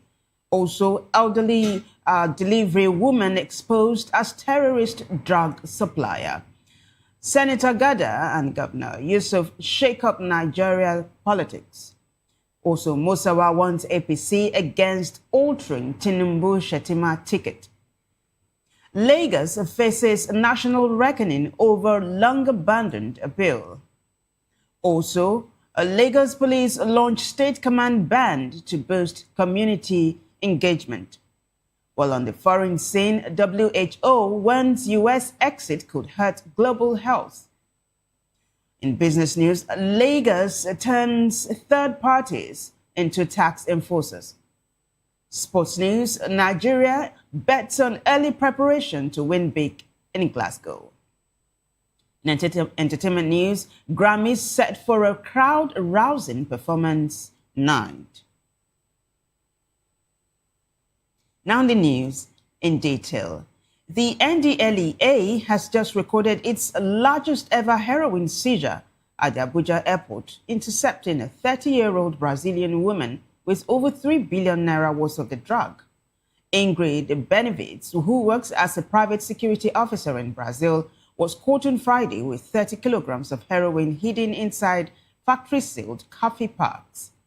Operandi Benevides arrived on a Qatar Airways flight claiming she was simply in Nigeria for a holiday. However, when officers opened 21 packs of what looked like premium Brazilian coffee, they found a white powder that tested positive for high-grade heroin instead of coffee beans. This wasn't the only win for the agency this week. In Lagos, marine operatives intercepted a wooden boat at Lekki Beach carrying nearly 2 tons of Ghana-loud cannabis. Meanwhile, on the Kaduna-Zaria Highway, officers stopped a commercial bus and recovered 140 packets of explosives destined for Kano and Kaduna. From 72-year-old dealers in Ekiti to a village head in Edo State, Chairman Buba Mawa says this nationwide crackdown is about suffocating the supply lines that fuel both addiction and terrorism.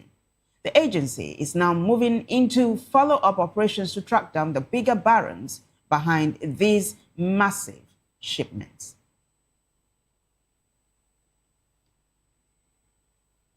Meanwhile, the Nigerian army has struck a major blow against the logistics network of Boko Haram by arresting a 65-year-old female drug dealer. Hawa Abdulaziz was intercepted in Borno State with a massive stash of cannabis intended for terrorist fighters.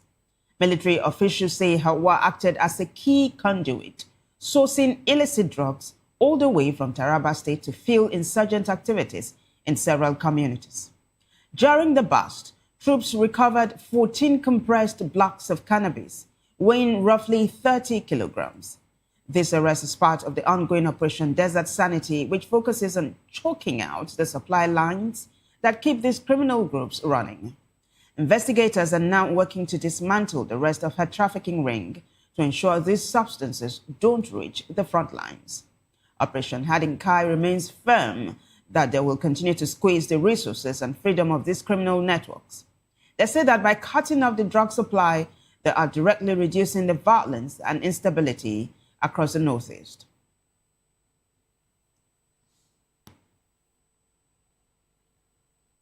Some politics now. A major political shakeup is sweeping northern Nigeria as two high-profile leaders make decisive moves. Former Senator Abubakar Gada has officially left the African Democratic Congress (ADC) to return to the People's Democratic Party, citing the need to rebuild the opposition in Sokoto State. Gada didn't hold back, criticizing former Governor Aminu Tambuwal for his lack of active participation in the ADC.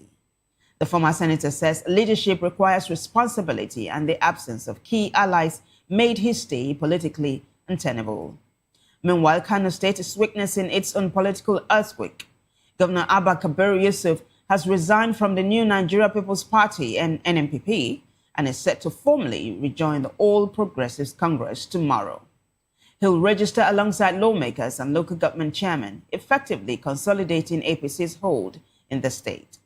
Both defections mark major realignments ahead of the 2027 elections, as the PDP looks to reorganize in Sokoto and the APC consolidating its grip in Kano.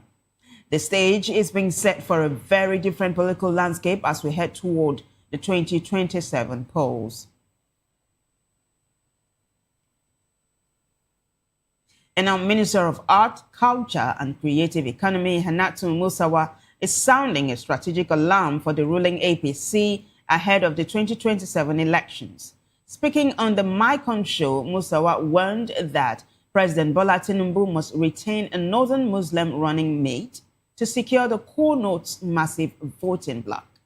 Musawa argued that the voting behavior in key states like Kano, Kaduna, and Katsina is deeply rooted in ethnic and religious representation. According to her, dropping Vice President Kashim Shettima or failing to replace him with another Hausa, Fulani, or Kanuri Muslim would create a political hurdle that the party might not be able to clear. While addressing internal party ticket speculation, Musawa also took a jab at the current opposition landscape. She described the opposing parties as overcrowded and divided, claiming that with so many contenders vying for the same spot, they lack the cohesion needed to unseat the current administration. The minister emphasized that politics in the North is a way of life and cautioned against toying with the construct of the current ticket. For the APC, she says, sticking to the existing formula isn't just about tradition, it's about cold, hard electoral survival in 2027.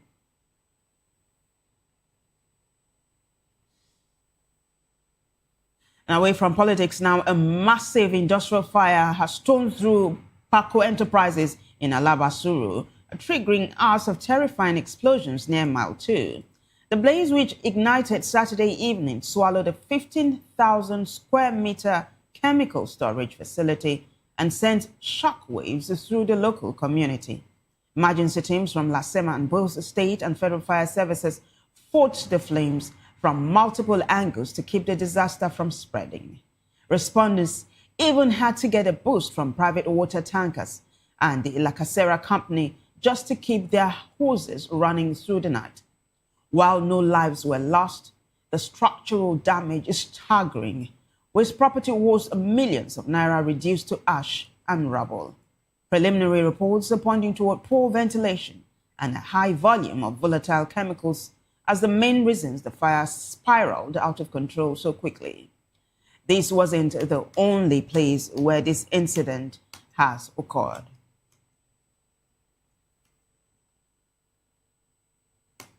Well, we'll take a short break. I'll be right back. Stay with us.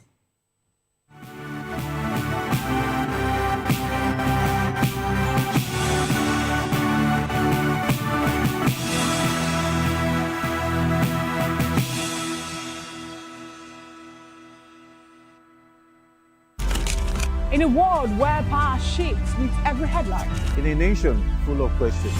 In a world filled with noise, the truth needs a voice. The policies that shapes our world and the economy that determines our future. Every hour, every day, the grapevine keeps buzzing. And together, we are committed to telling the stories that shape our world because your voice is our focus. Don't forget, our voice matters the most. Let us come together and share our concerns.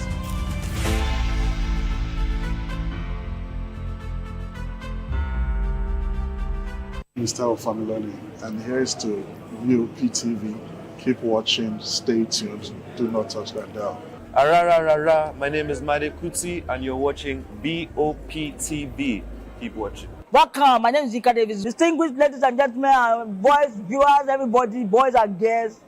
This is Vop TV. Do you know what that means? Voice of the People TV. You don't have a voice, don't come here. You better make sure your voice is heard. Ready for the extraordinary? Something big is happening on your screen. Introducing Vop TV. Now streaming on SLTV channel 264. From breaking news to captivating conversations, news analysis, giving you all sides to the story. We break in-depth discussions on the issues that matter, from politics to sports, entertainment, and lifestyle. Vop TV on SLTV channel 264. Join us as we redefine what television means to you. Voice of the People Television, Vop TV. Now you have more than a voice.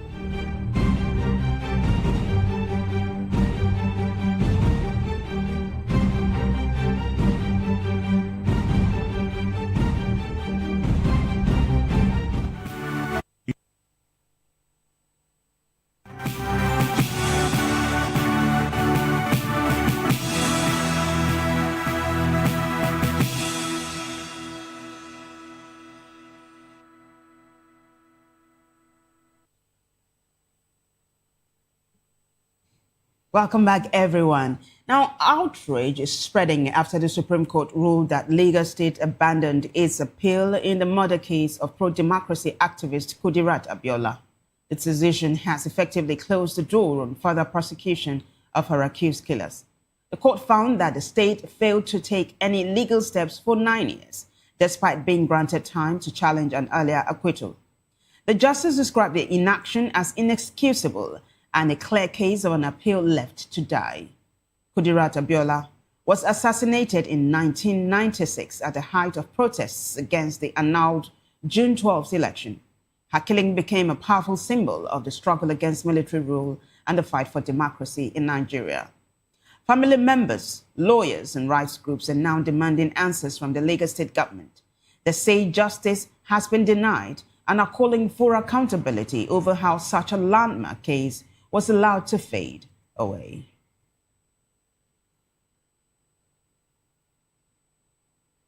Well, turning to other stories, the Nigerian Army has reaffirmed its commitment to ensuring a secure environment for socio-economic activities across the Southeast.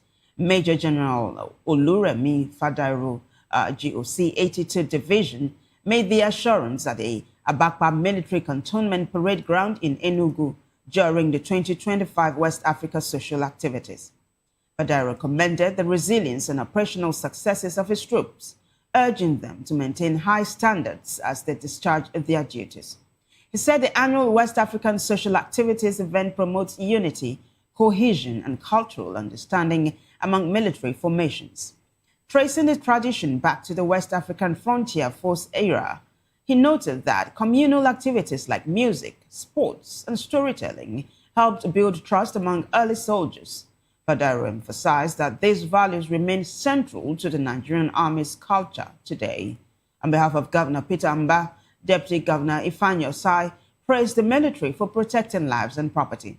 He also highlighted the sacrifices of military families and affirmed the strong collaboration between the state government and security agencies in Enugu. Well, turning to other stories now, a major maritime disaster has been averted in the Gulf of Guinea after the DSS swooped in on the band of sea pirates in Bayelsa State. Operatives arrested 2 key players on Saturday as they were literally fine-tuning their final plans to hijack a crude oil-laden vessel. The duo, arrested at a hotel in Yenigua, have been identified as the operation's financier and a lead recruiter. They've already confessed to being part of a sophisticated criminal network that spans the Southeast and South-South, specializing in both piracy and high-profile kidnappings. The group's plan was as brutal as it was ambitious. They intended to seize the ship, abduct the entire crew for ransom, and disappear with a valuable crude oil cargo. Security sources say this arrest has successfully decapitated a ring that posed a significant threat to Nigeria's oil economy. This victory comes as the DSS and Nigerian Navy ramp up intelligence-driven operations to reclaim waterways from criminal elements. It follows a string of recent successes, including the rescue of abducted pastors and the interception of several pirate speedboats off the coast. And now, the legal showdown over Nigeria's electricity crisis has taken a personal turn. Prime Minister Adebayo Adelabu has officially responded to the lawsuit filed by Serap, dismissing the allegations of a missing 128 billion naira as a legacy issue that has nothing to do with his current administration. In a swift rebuttal, the minister clarified that the audit report cited by Serap covers the 2022 financial year, a full year before he was even appointed to the role in August 2023. Adelabu emphasized that while he has no objection to a probe, the funds in question were managed under a previous government and should not be used to blackmail the current leadership. Despite the minister's defense, Serap remains firm. The advocacy group argues that the systemic corruption highlighted in that 2022 report is exactly why Nigerians are still dealing with a fragile grid. They point to last week's massive grid collapse as the first of 2026 as evidence that the missing funds intended for projects like Mambila and Zungeru are still leaving the country in the dark. The lawsuit now before the Federal High Court is seeking a mandamus order to compel the minister and NBET to release the names of every contractor and official who handled that money. As the court prepares to hear the case, the minister maintains he will cooperate fully to clear the air, provided the focus remains on accountability, not baseless speculation.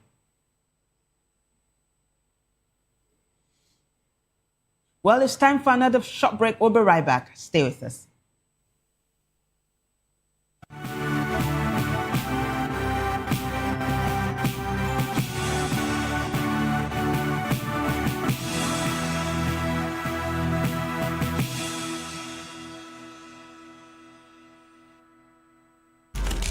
In a world where power shifts with every headline. In a nation full of questions.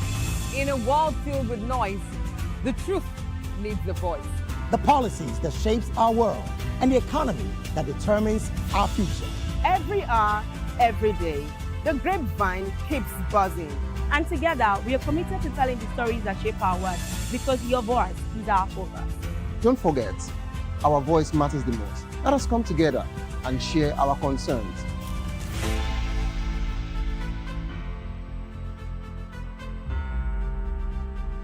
Mr. Ofamiloni, and here's to Vop TV. Keep watching, stay tuned, do not touch that dial. Arara, my name is Made Kuti and you're watching Vop TV. Keep watching. Welcome, my name is Zika Davis. Distinguished ladies and gentlemen, boys, viewers, everybody, boys and girls. This is Vop TV. Do you know what that means? Voice of the People TV. You don't have a voice, don't come here. You better make sure your voice is heard. Are you ready for the extraordinary? Something big is happening on your screen. Introducing VOP TV. Now streaming on SLTV channel 264. From breaking news to captivating conversations, news analysis, giving you all sides to the story. We break in-depth discussions on the issues that matter, from politics to sports, entertainment, and lifestyle. VOP TV on SLTV channel 264. Join us as we redefine what television means to you. Voice of the People Television, VOP TV. Now you have more than a voice.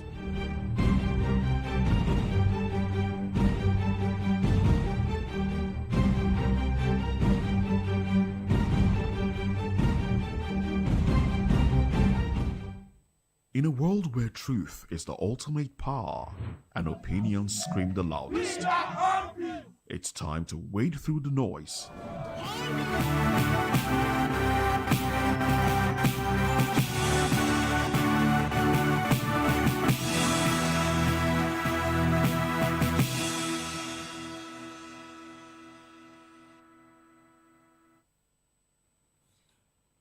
Welcome back, everyone. And now the Lagos State Police Command has launched its first ever internal band, a development the Inspector General of Police describes as a major step toward modernizing the Nigerian police force and strengthening ties with the public. The ceremony in Lagos brought together top police leadership, state officials, and key community stakeholders.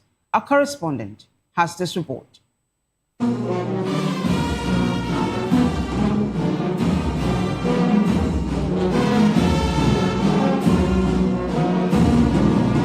Landmark moment for the Nigerian police force, the Inspector General of Police, Kayode Adiolu Agbetoku, officially commissioned the Lagos State Police Command Band, ending what he described as a long-standing gap in the structure of the nation's most prominent command.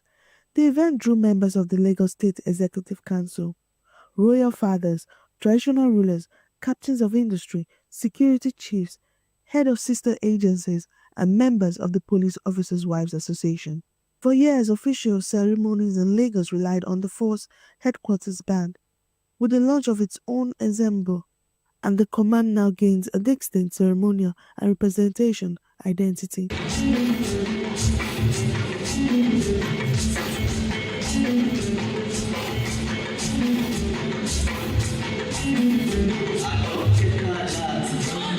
This event marks a suitable milestone in the institutional development of the Lagos State Command.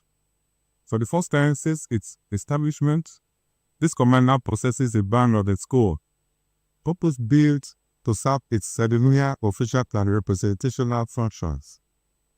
For many years, despite this strategic importance and prominence within the Nigerian police force, the Lagos State Command operated without this essential disciplinary open. It has always relied on the first headquarters band, and I think the idea that was punctual but not ideal. It underscored its structural provision within a command that should, by scale and responsibility, have not possessed this capacity later. Today, that permission has been corrected. The Inspector General says the band is part of a broader modernization drive within the police, which includes the deployment of modern equipment and renewed focus on building internal capacity across command nationwide. He revealed that the newly graduated cadets are now seeking conversion into the band unit, drawn by its growing reputation for discipline and professionalism. The Lagos State government has pledged continued support for the initiative, describing the new police band as a bridge between security agencies and the public. Representing the governor of Lagos State, Babajide Sanwo-Olu, the secretary to the state government, Barrister Bimbola Saliu Hayuddin, says the project reflects the administrative version for a smart, safe, and inclusive Lagos built on trust and cooperation between the citizens and law enforcement.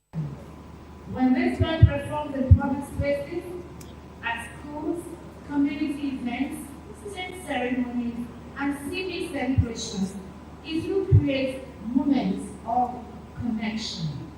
It will allow children to see the police not only as authority figures, but as human beings. The Lagos State Commissioner for Police, Moshood Jimo, says performances at approved public and private events could also support police reward fund, contributing to officers' welfare and stronger community partnership.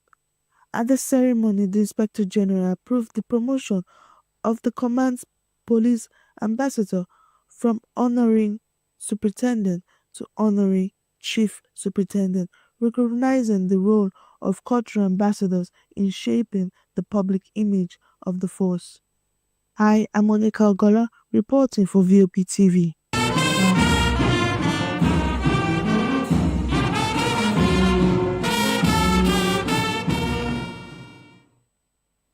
Onyeka, thank you. And now at the 56th convocation ceremony of the University of Lagos, over 502 postgraduate students graduated with distinctions. Among them was Voice of the People television reporter and producer Matthew Ogunswada, who emerged as the best graduating student in the Department of Mass Communication after obtaining a distinction in his Master of Science degree. Vop TV's Praise Peter provides further details in this report. Folash gathered as the 56th convocation ceremony of the University of Lagos are graduates and academics from various faculties. Addressing the graduates, the Vice-Chancellor, Professor Folashade Ogonshola, outlined the moral values expected of them as they step into the wider society, charging them to remain worthy ambassadors of the institutions. I welcome you all to the 56th convocation ceremonies of the University of Lagos. Today represents a day of reward for hard work for our graduates. It signals the commencement of recognition for diligence and dedication in pursuit of excellence. I congratulate all our graduating students, their families, friends, and loved ones who have supported them throughout their academic journey. We commenced the convocation with the Juma service at the University Mosque on Friday, January 16. On Monday, Mr. Otto, the founder of Slum to School Africa, delivered the convocation lecture titled Maximizing Nigeria's Demographic Dividend through Urgent Education Reform for Global Competitiveness in the 21st Century. It was a thought-provoking lecture and was chaired by Professor Rahman Bello, the 11th Vice Chancellor of this university. Later that day, we attended the exhibition of works and innovations of staff and students and unveiled the University of Lagos Multimedia Library Studio, a state-of-the-art studio supported by the World Bank Center of Excellence, which will give our staff and students the opportunity to create television-style programs, high-quality live streams, academic lectures, and e-learning materials, amongst others. Among the graduates was Voice of the People television reporter and presenter Matthew Ogunswada, who emerged as the best graduating student in the Department of Mass Communication with a distinction. He urged young people not to give up on their dreams regardless of life's challenges. For me, graduating with a distinction from the Department of Mass Communication is only possible by the grace of God. When I look back at my journey as an orphan and as one that has been truly helped by God, by the church community, the Celestial Church of Christ, my lecturers and everyone, I am thrilled to motivate everyone not to give up on their goals. It is important that you pursue your goals, irrespective of what you are going through, irrespective of your ambition. I made the determination to come for a second degree after getting my first degree from the National Open University of Nigeria, and this is me graduating with a distinction. So I want to thank God. I want to also encourage people never to lose hope, to keep investing in higher qualification, to keep investing in professional qualification, and not give up. Reading pays, study pays, and school is not a scam. Other graduates expressed excitement over the ceremony, describing it as a moment of fulfillment, while also celebrating Matthew's resilience and inspiring journey. I feel very excited for some graduating today, and I'm so happy about Matthew Ogunsuada, first class graduate. He's been very dedicated, very hardworking. He's proactive. He's always ready to learn. He's always ready to teach. So we're not even surprised that he came out top. So I'm happy for him, and I wish him the very best. Super happy to be graduating today. It's an example of, and it actually portrays my focus and determination to be here. And Matthew, of course, yes, he deserves it. This guy is always, let me put it this way, that you can jacking, and he's really determined. Even when he has to work, he knows how to juggle it, and no one affects the other. I'm super proud of you, bro.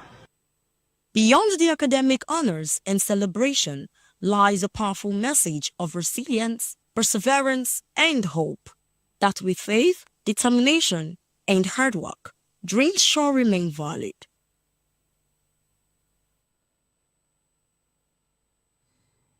Well, thank you, praise for that report. And Matthew, again, congratulations. Well, elsewhere, public concern is growing after Talakawa's parliament raised allegations over the continued detention of Collins Ayegbogun.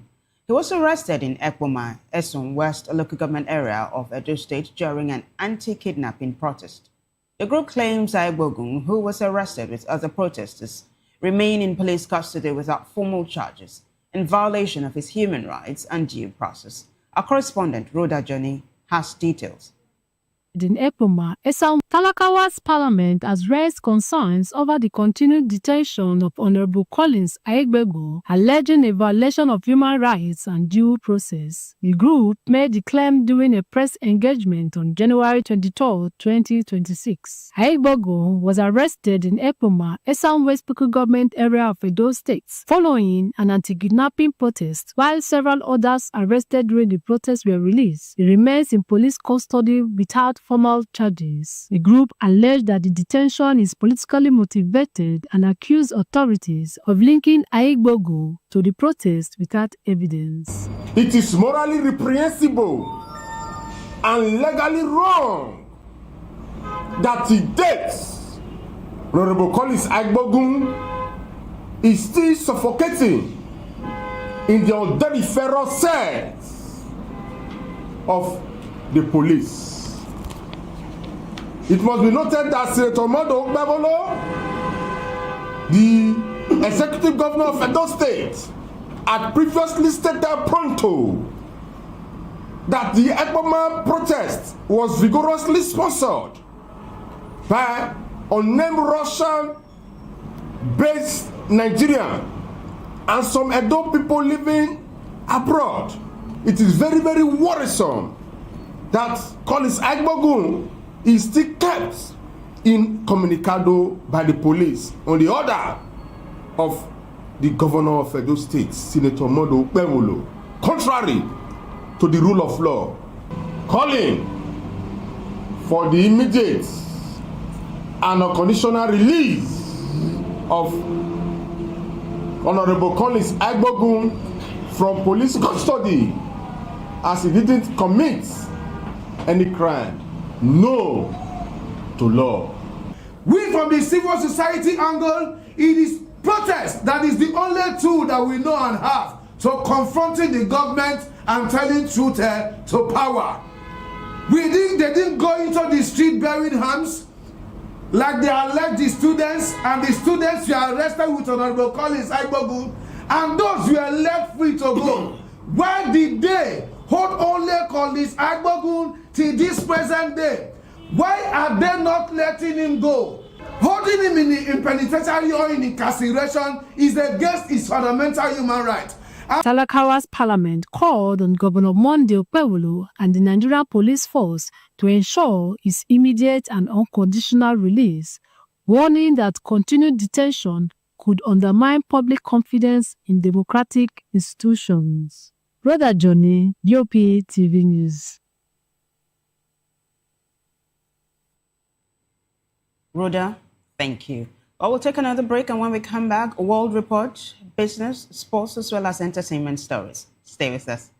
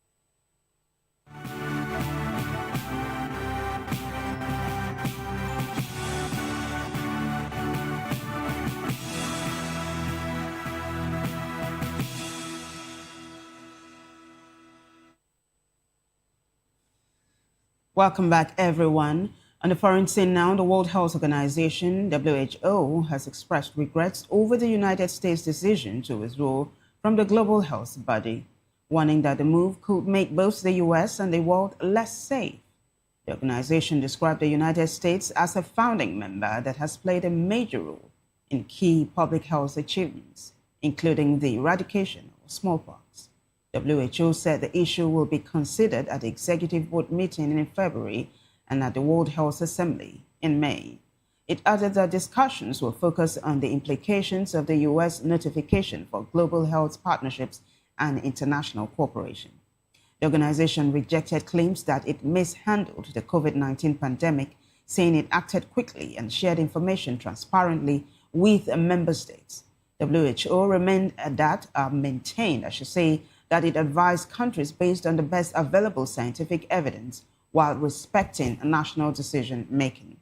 WHO said it has strengthened its systems since the pandemic to improve preparedness and response for future health emergencies. The global health body expressed hope that the United States will, in the future, return to active participation in the organization. Well, away from the WHO, anger is boiling over in Minneapolis after federal immigration agents shot and killed 37-year-old intensive care nurse Alex Pretty during a street confrontation. Hundreds of protesters braved freezing temperatures, lighting candles, and chanting his name near the scene. The Trump administration says Pretty approached officers with a handgun and an agent fired in self-defense. But multiple videos appear to show him being pepper sprayed, pinned to the ground, and shot, raising sharp questions about what really happened. Minnesota Governor Tim Walz has dismissed the federal account as nonsense and lies, calling for the operation to be halted. The Minneapolis mayor has also demanded the removal of immigration agents, warning more lives could be at risk. Protests have now spread to cities including New York, Chicago, and Los Angeles as calls grow for a full federal and state investigation. With tensions rising, the shooting is intensifying the national debate over immigration enforcement and the use of force.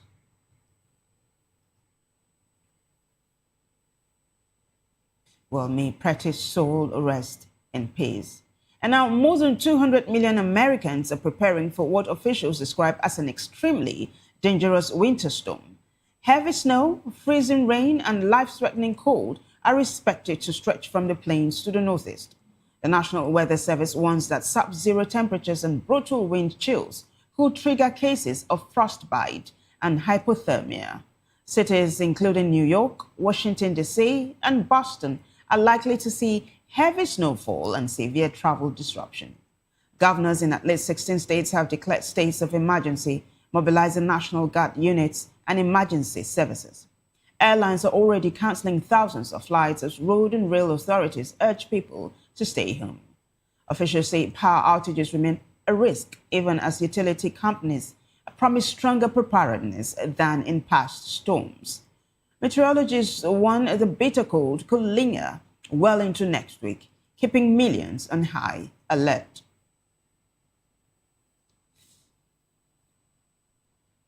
Well, still on the foreign scene, the Trump administration is moving ahead with plans to deport a group of Iranian migrants, despite the country still reeling from a violent crackdown on mass uprisings.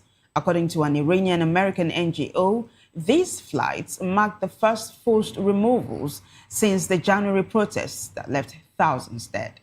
Human rights groups are sounding the alarm, especially for two gay men included in the group currently held in Arizona. In Iran, homosexuality is still a crime punishable by death, and advocates argue that sending them back is effectively a death sentence. Critics are calling out the White House for its mixed signals, noting that the administration promised help was on the way to Iranians during the recent unrest. NIAC President Jamal Abdi says it's a betrayal to promise support one day and then forcibly return people to danger the next. About 40 Iranians are reportedly scheduled to fly out of Phoenix, Arizona, as early as today, while legal teams are working around the clock to block the move.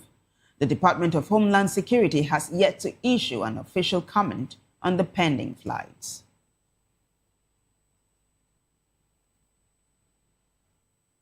Business news now.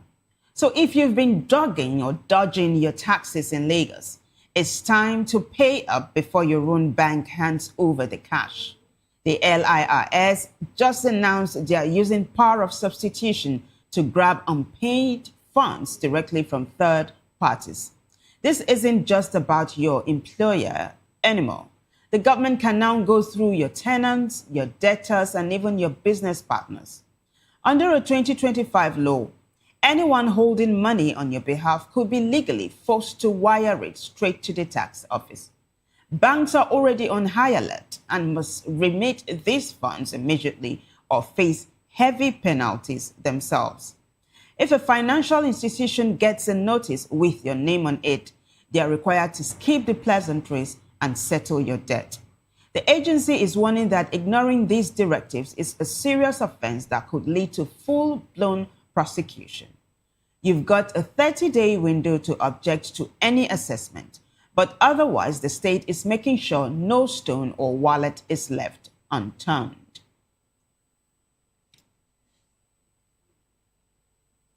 Well, in sports news, Nigeria is moving early to ensure athletes are Scotland ready for the 2026 Commonwealth Games in Glasgow. The National Sports Commission has officially confirmed a 4-week residential training camp in Aberdeen to get the team in peak condition.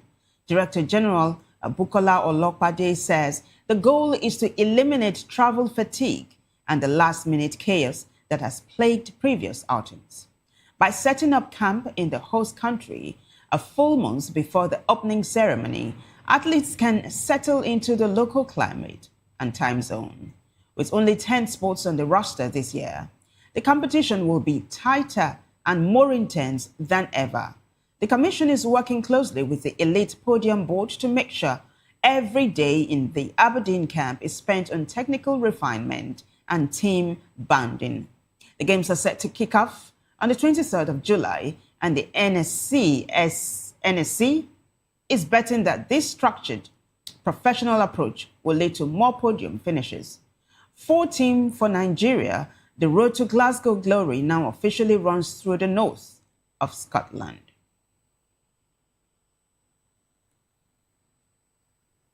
For still sports news, Senegal's AFCON match winner, Pape Gueye, is speaking out for the first time after the dramatic walk-off that nearly cost his team the trophy. In a candid interview with French television, the midfielder admitted that the decision to leave the pitch during the final against Morocco was a mistake, fueled by the intense emotions of the game. The controversy erupted deep into stoppage time in Rabat last week when the referee awarded Morocco a late penalty. Furious at the decision, the Senegalese squad staged a 20-minute protest, walking off the pitch and bringing the tournament's showpiece event to a standstill. Gueye credited captain Sadio Mane for ultimately convincing the team to return and finish the fight. Once play resumed, the tension clearly affected Morocco's Brahim Diaz, who fluffed his penalty with an unsuccessful Panenka attempt. Senegal capitalized on that shift in momentum, with Gueye himself lashing home a stunning winner in extra time to secure the 1-0 victory and the title. Despite the win, the Lions of Teranga aren't in the clear yet. FIFA and CAF have both condemned the walk-off as unacceptable, and the Moroccan Football Federation has officially referred the incident for disciplinary action. Gueye says while they regret the move, the team is now focused on the positives of their second ever continental title. And now, entertainment. Music fans are in for a big moment as Pharrell Williams and rap duo Clips are prepared to share the Grammy stage. The highly anticipated duet is set for February 1st at the Crypto.com Arena in Los Angeles. Clips is walking into the night with 5 major nominations, including Album of the Year and Best Rap Performance. The project Let God Sort Them Out is also in the running for Best Rap Album and Best Music Video. Pharrell Williams is also earning attention for 4 Grammy nods tied to his work on the Clips album. The Recording Academy says more performers will be revealed as the ceremony draws closer. Other rising stars will take part in a special Best New Artist Performance segment. The lineup includes names like Addison Rae, Lola Young, and the Marias, promising a lively and diverse night of music.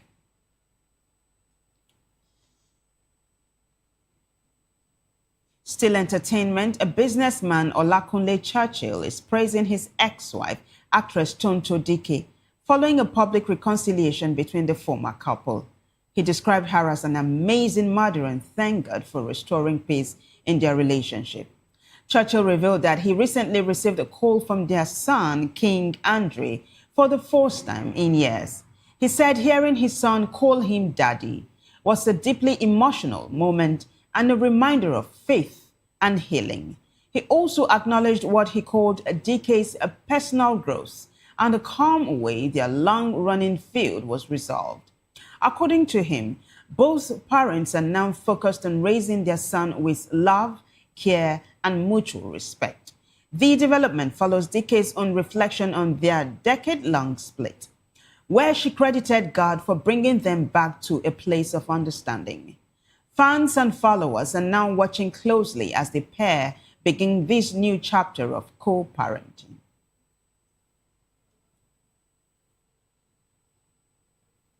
Well, congratulations to Tonto Dike and Mr. Churchill.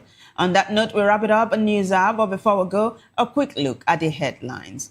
We told you that the NDLEA has smashed a 3 billion naira Brazil to Abuja heroin pipeline. Also, elderly delivery women exposed as terrorist drug supplier. We told you also that Senator Gada and Governor Yusuf have shaken up Nigeria's political scene.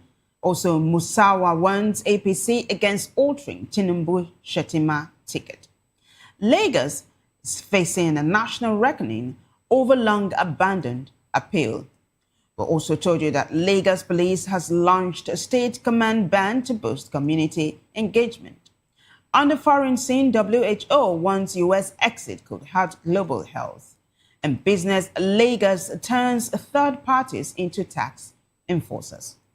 Sports news, Nigeria bets on early preparation to win big in Glasgow. In entertainment news, Grammys set for a crowd-rousing performance night. Do well to subscribe to our YouTube channel. On YouTube, we are Voice of the People TV, and other social media platforms, we are at Vop TV Live. If you witness news happening near you, we want to hear from you. Send your eyewitness reports, event coverage requests, photos, or videos directly via WhatsApp to 0814-606-4057. You can also reach our newsroom by email at news@vop.ng. I am Vivian Okuche, and thank you for watching.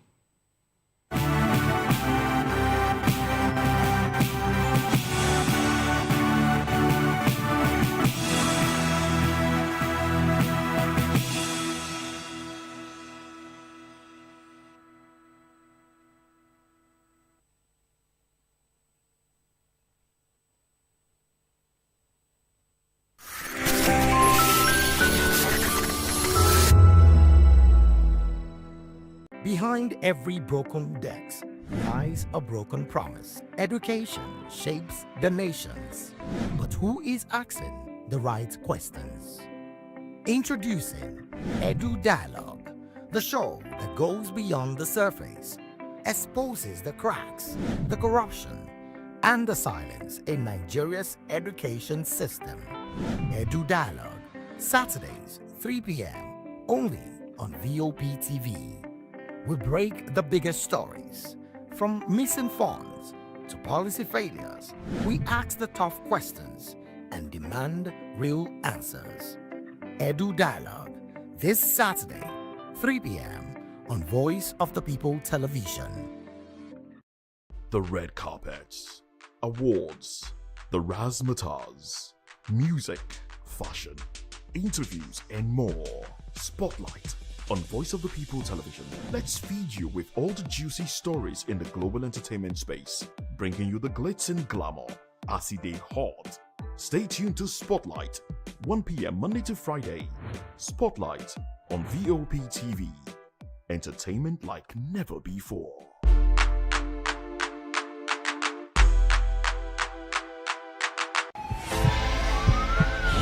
This is Health Check, your weekly guide to better living, smarter choices, and trusted answers. From everyday wellness to urgent health issues, we've got you covered. Health Check, only on Voice of the People Television, where your health has a voice.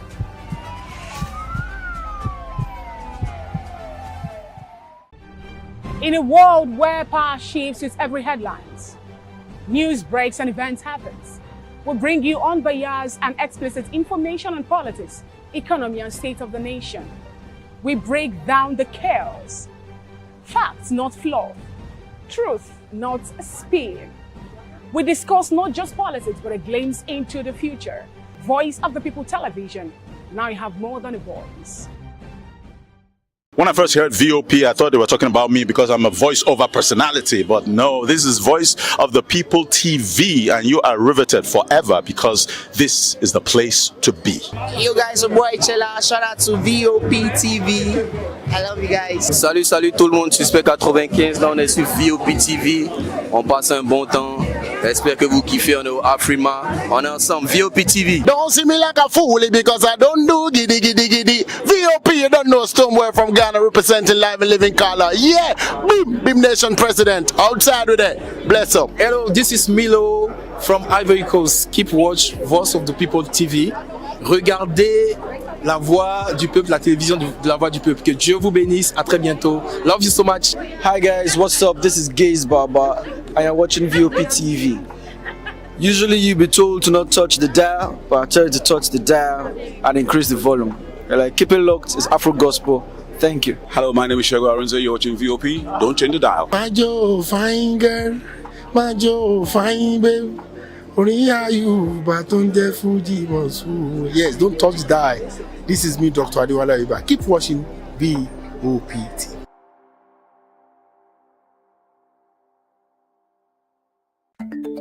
Africa is on the move, a continent of rising voices, untold stories, and powerful transformations. From the streets of Lagos to the heart of Nairobi, from the mines of Congo to the tech lab.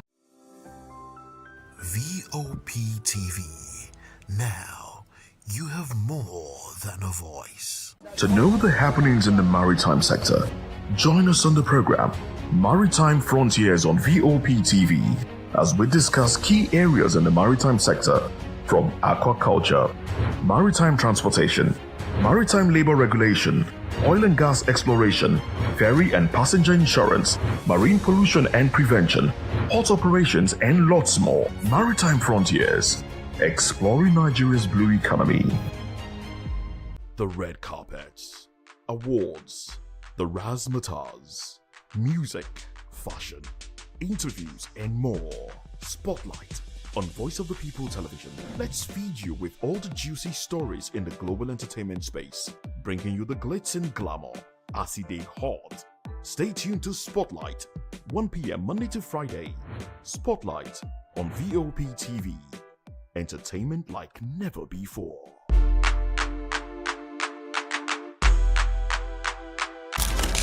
In a world where power shifts with every headline. In a nation full of questions. In a world filled with noise, the truth needs a voice. The policies that shapes our world and the economy that determines our future. Every hour, every day, the grapevine keeps buzzing. And together, we are committed to telling the stories that shape our world because your voice is our focus.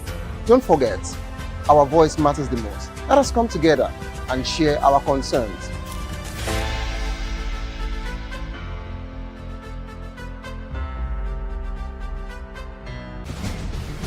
Join us as we drive into the world of politics, through insightful interviews with prominent political figures, both serving and former governors, ministers, senators, legislators, party chieftains, activists, and analysts. Get first-hand information into the decision-making processes that affect our daily lives. Highly engaging one-hour program that brings political discourse into focus. I am Chukwuma Okoro. Political Lens, Monday through Friday, 6 to 7 p.m. Join us. In a world where truth is the ultimate power and opinions scream the loudest, it's time to wade through the noise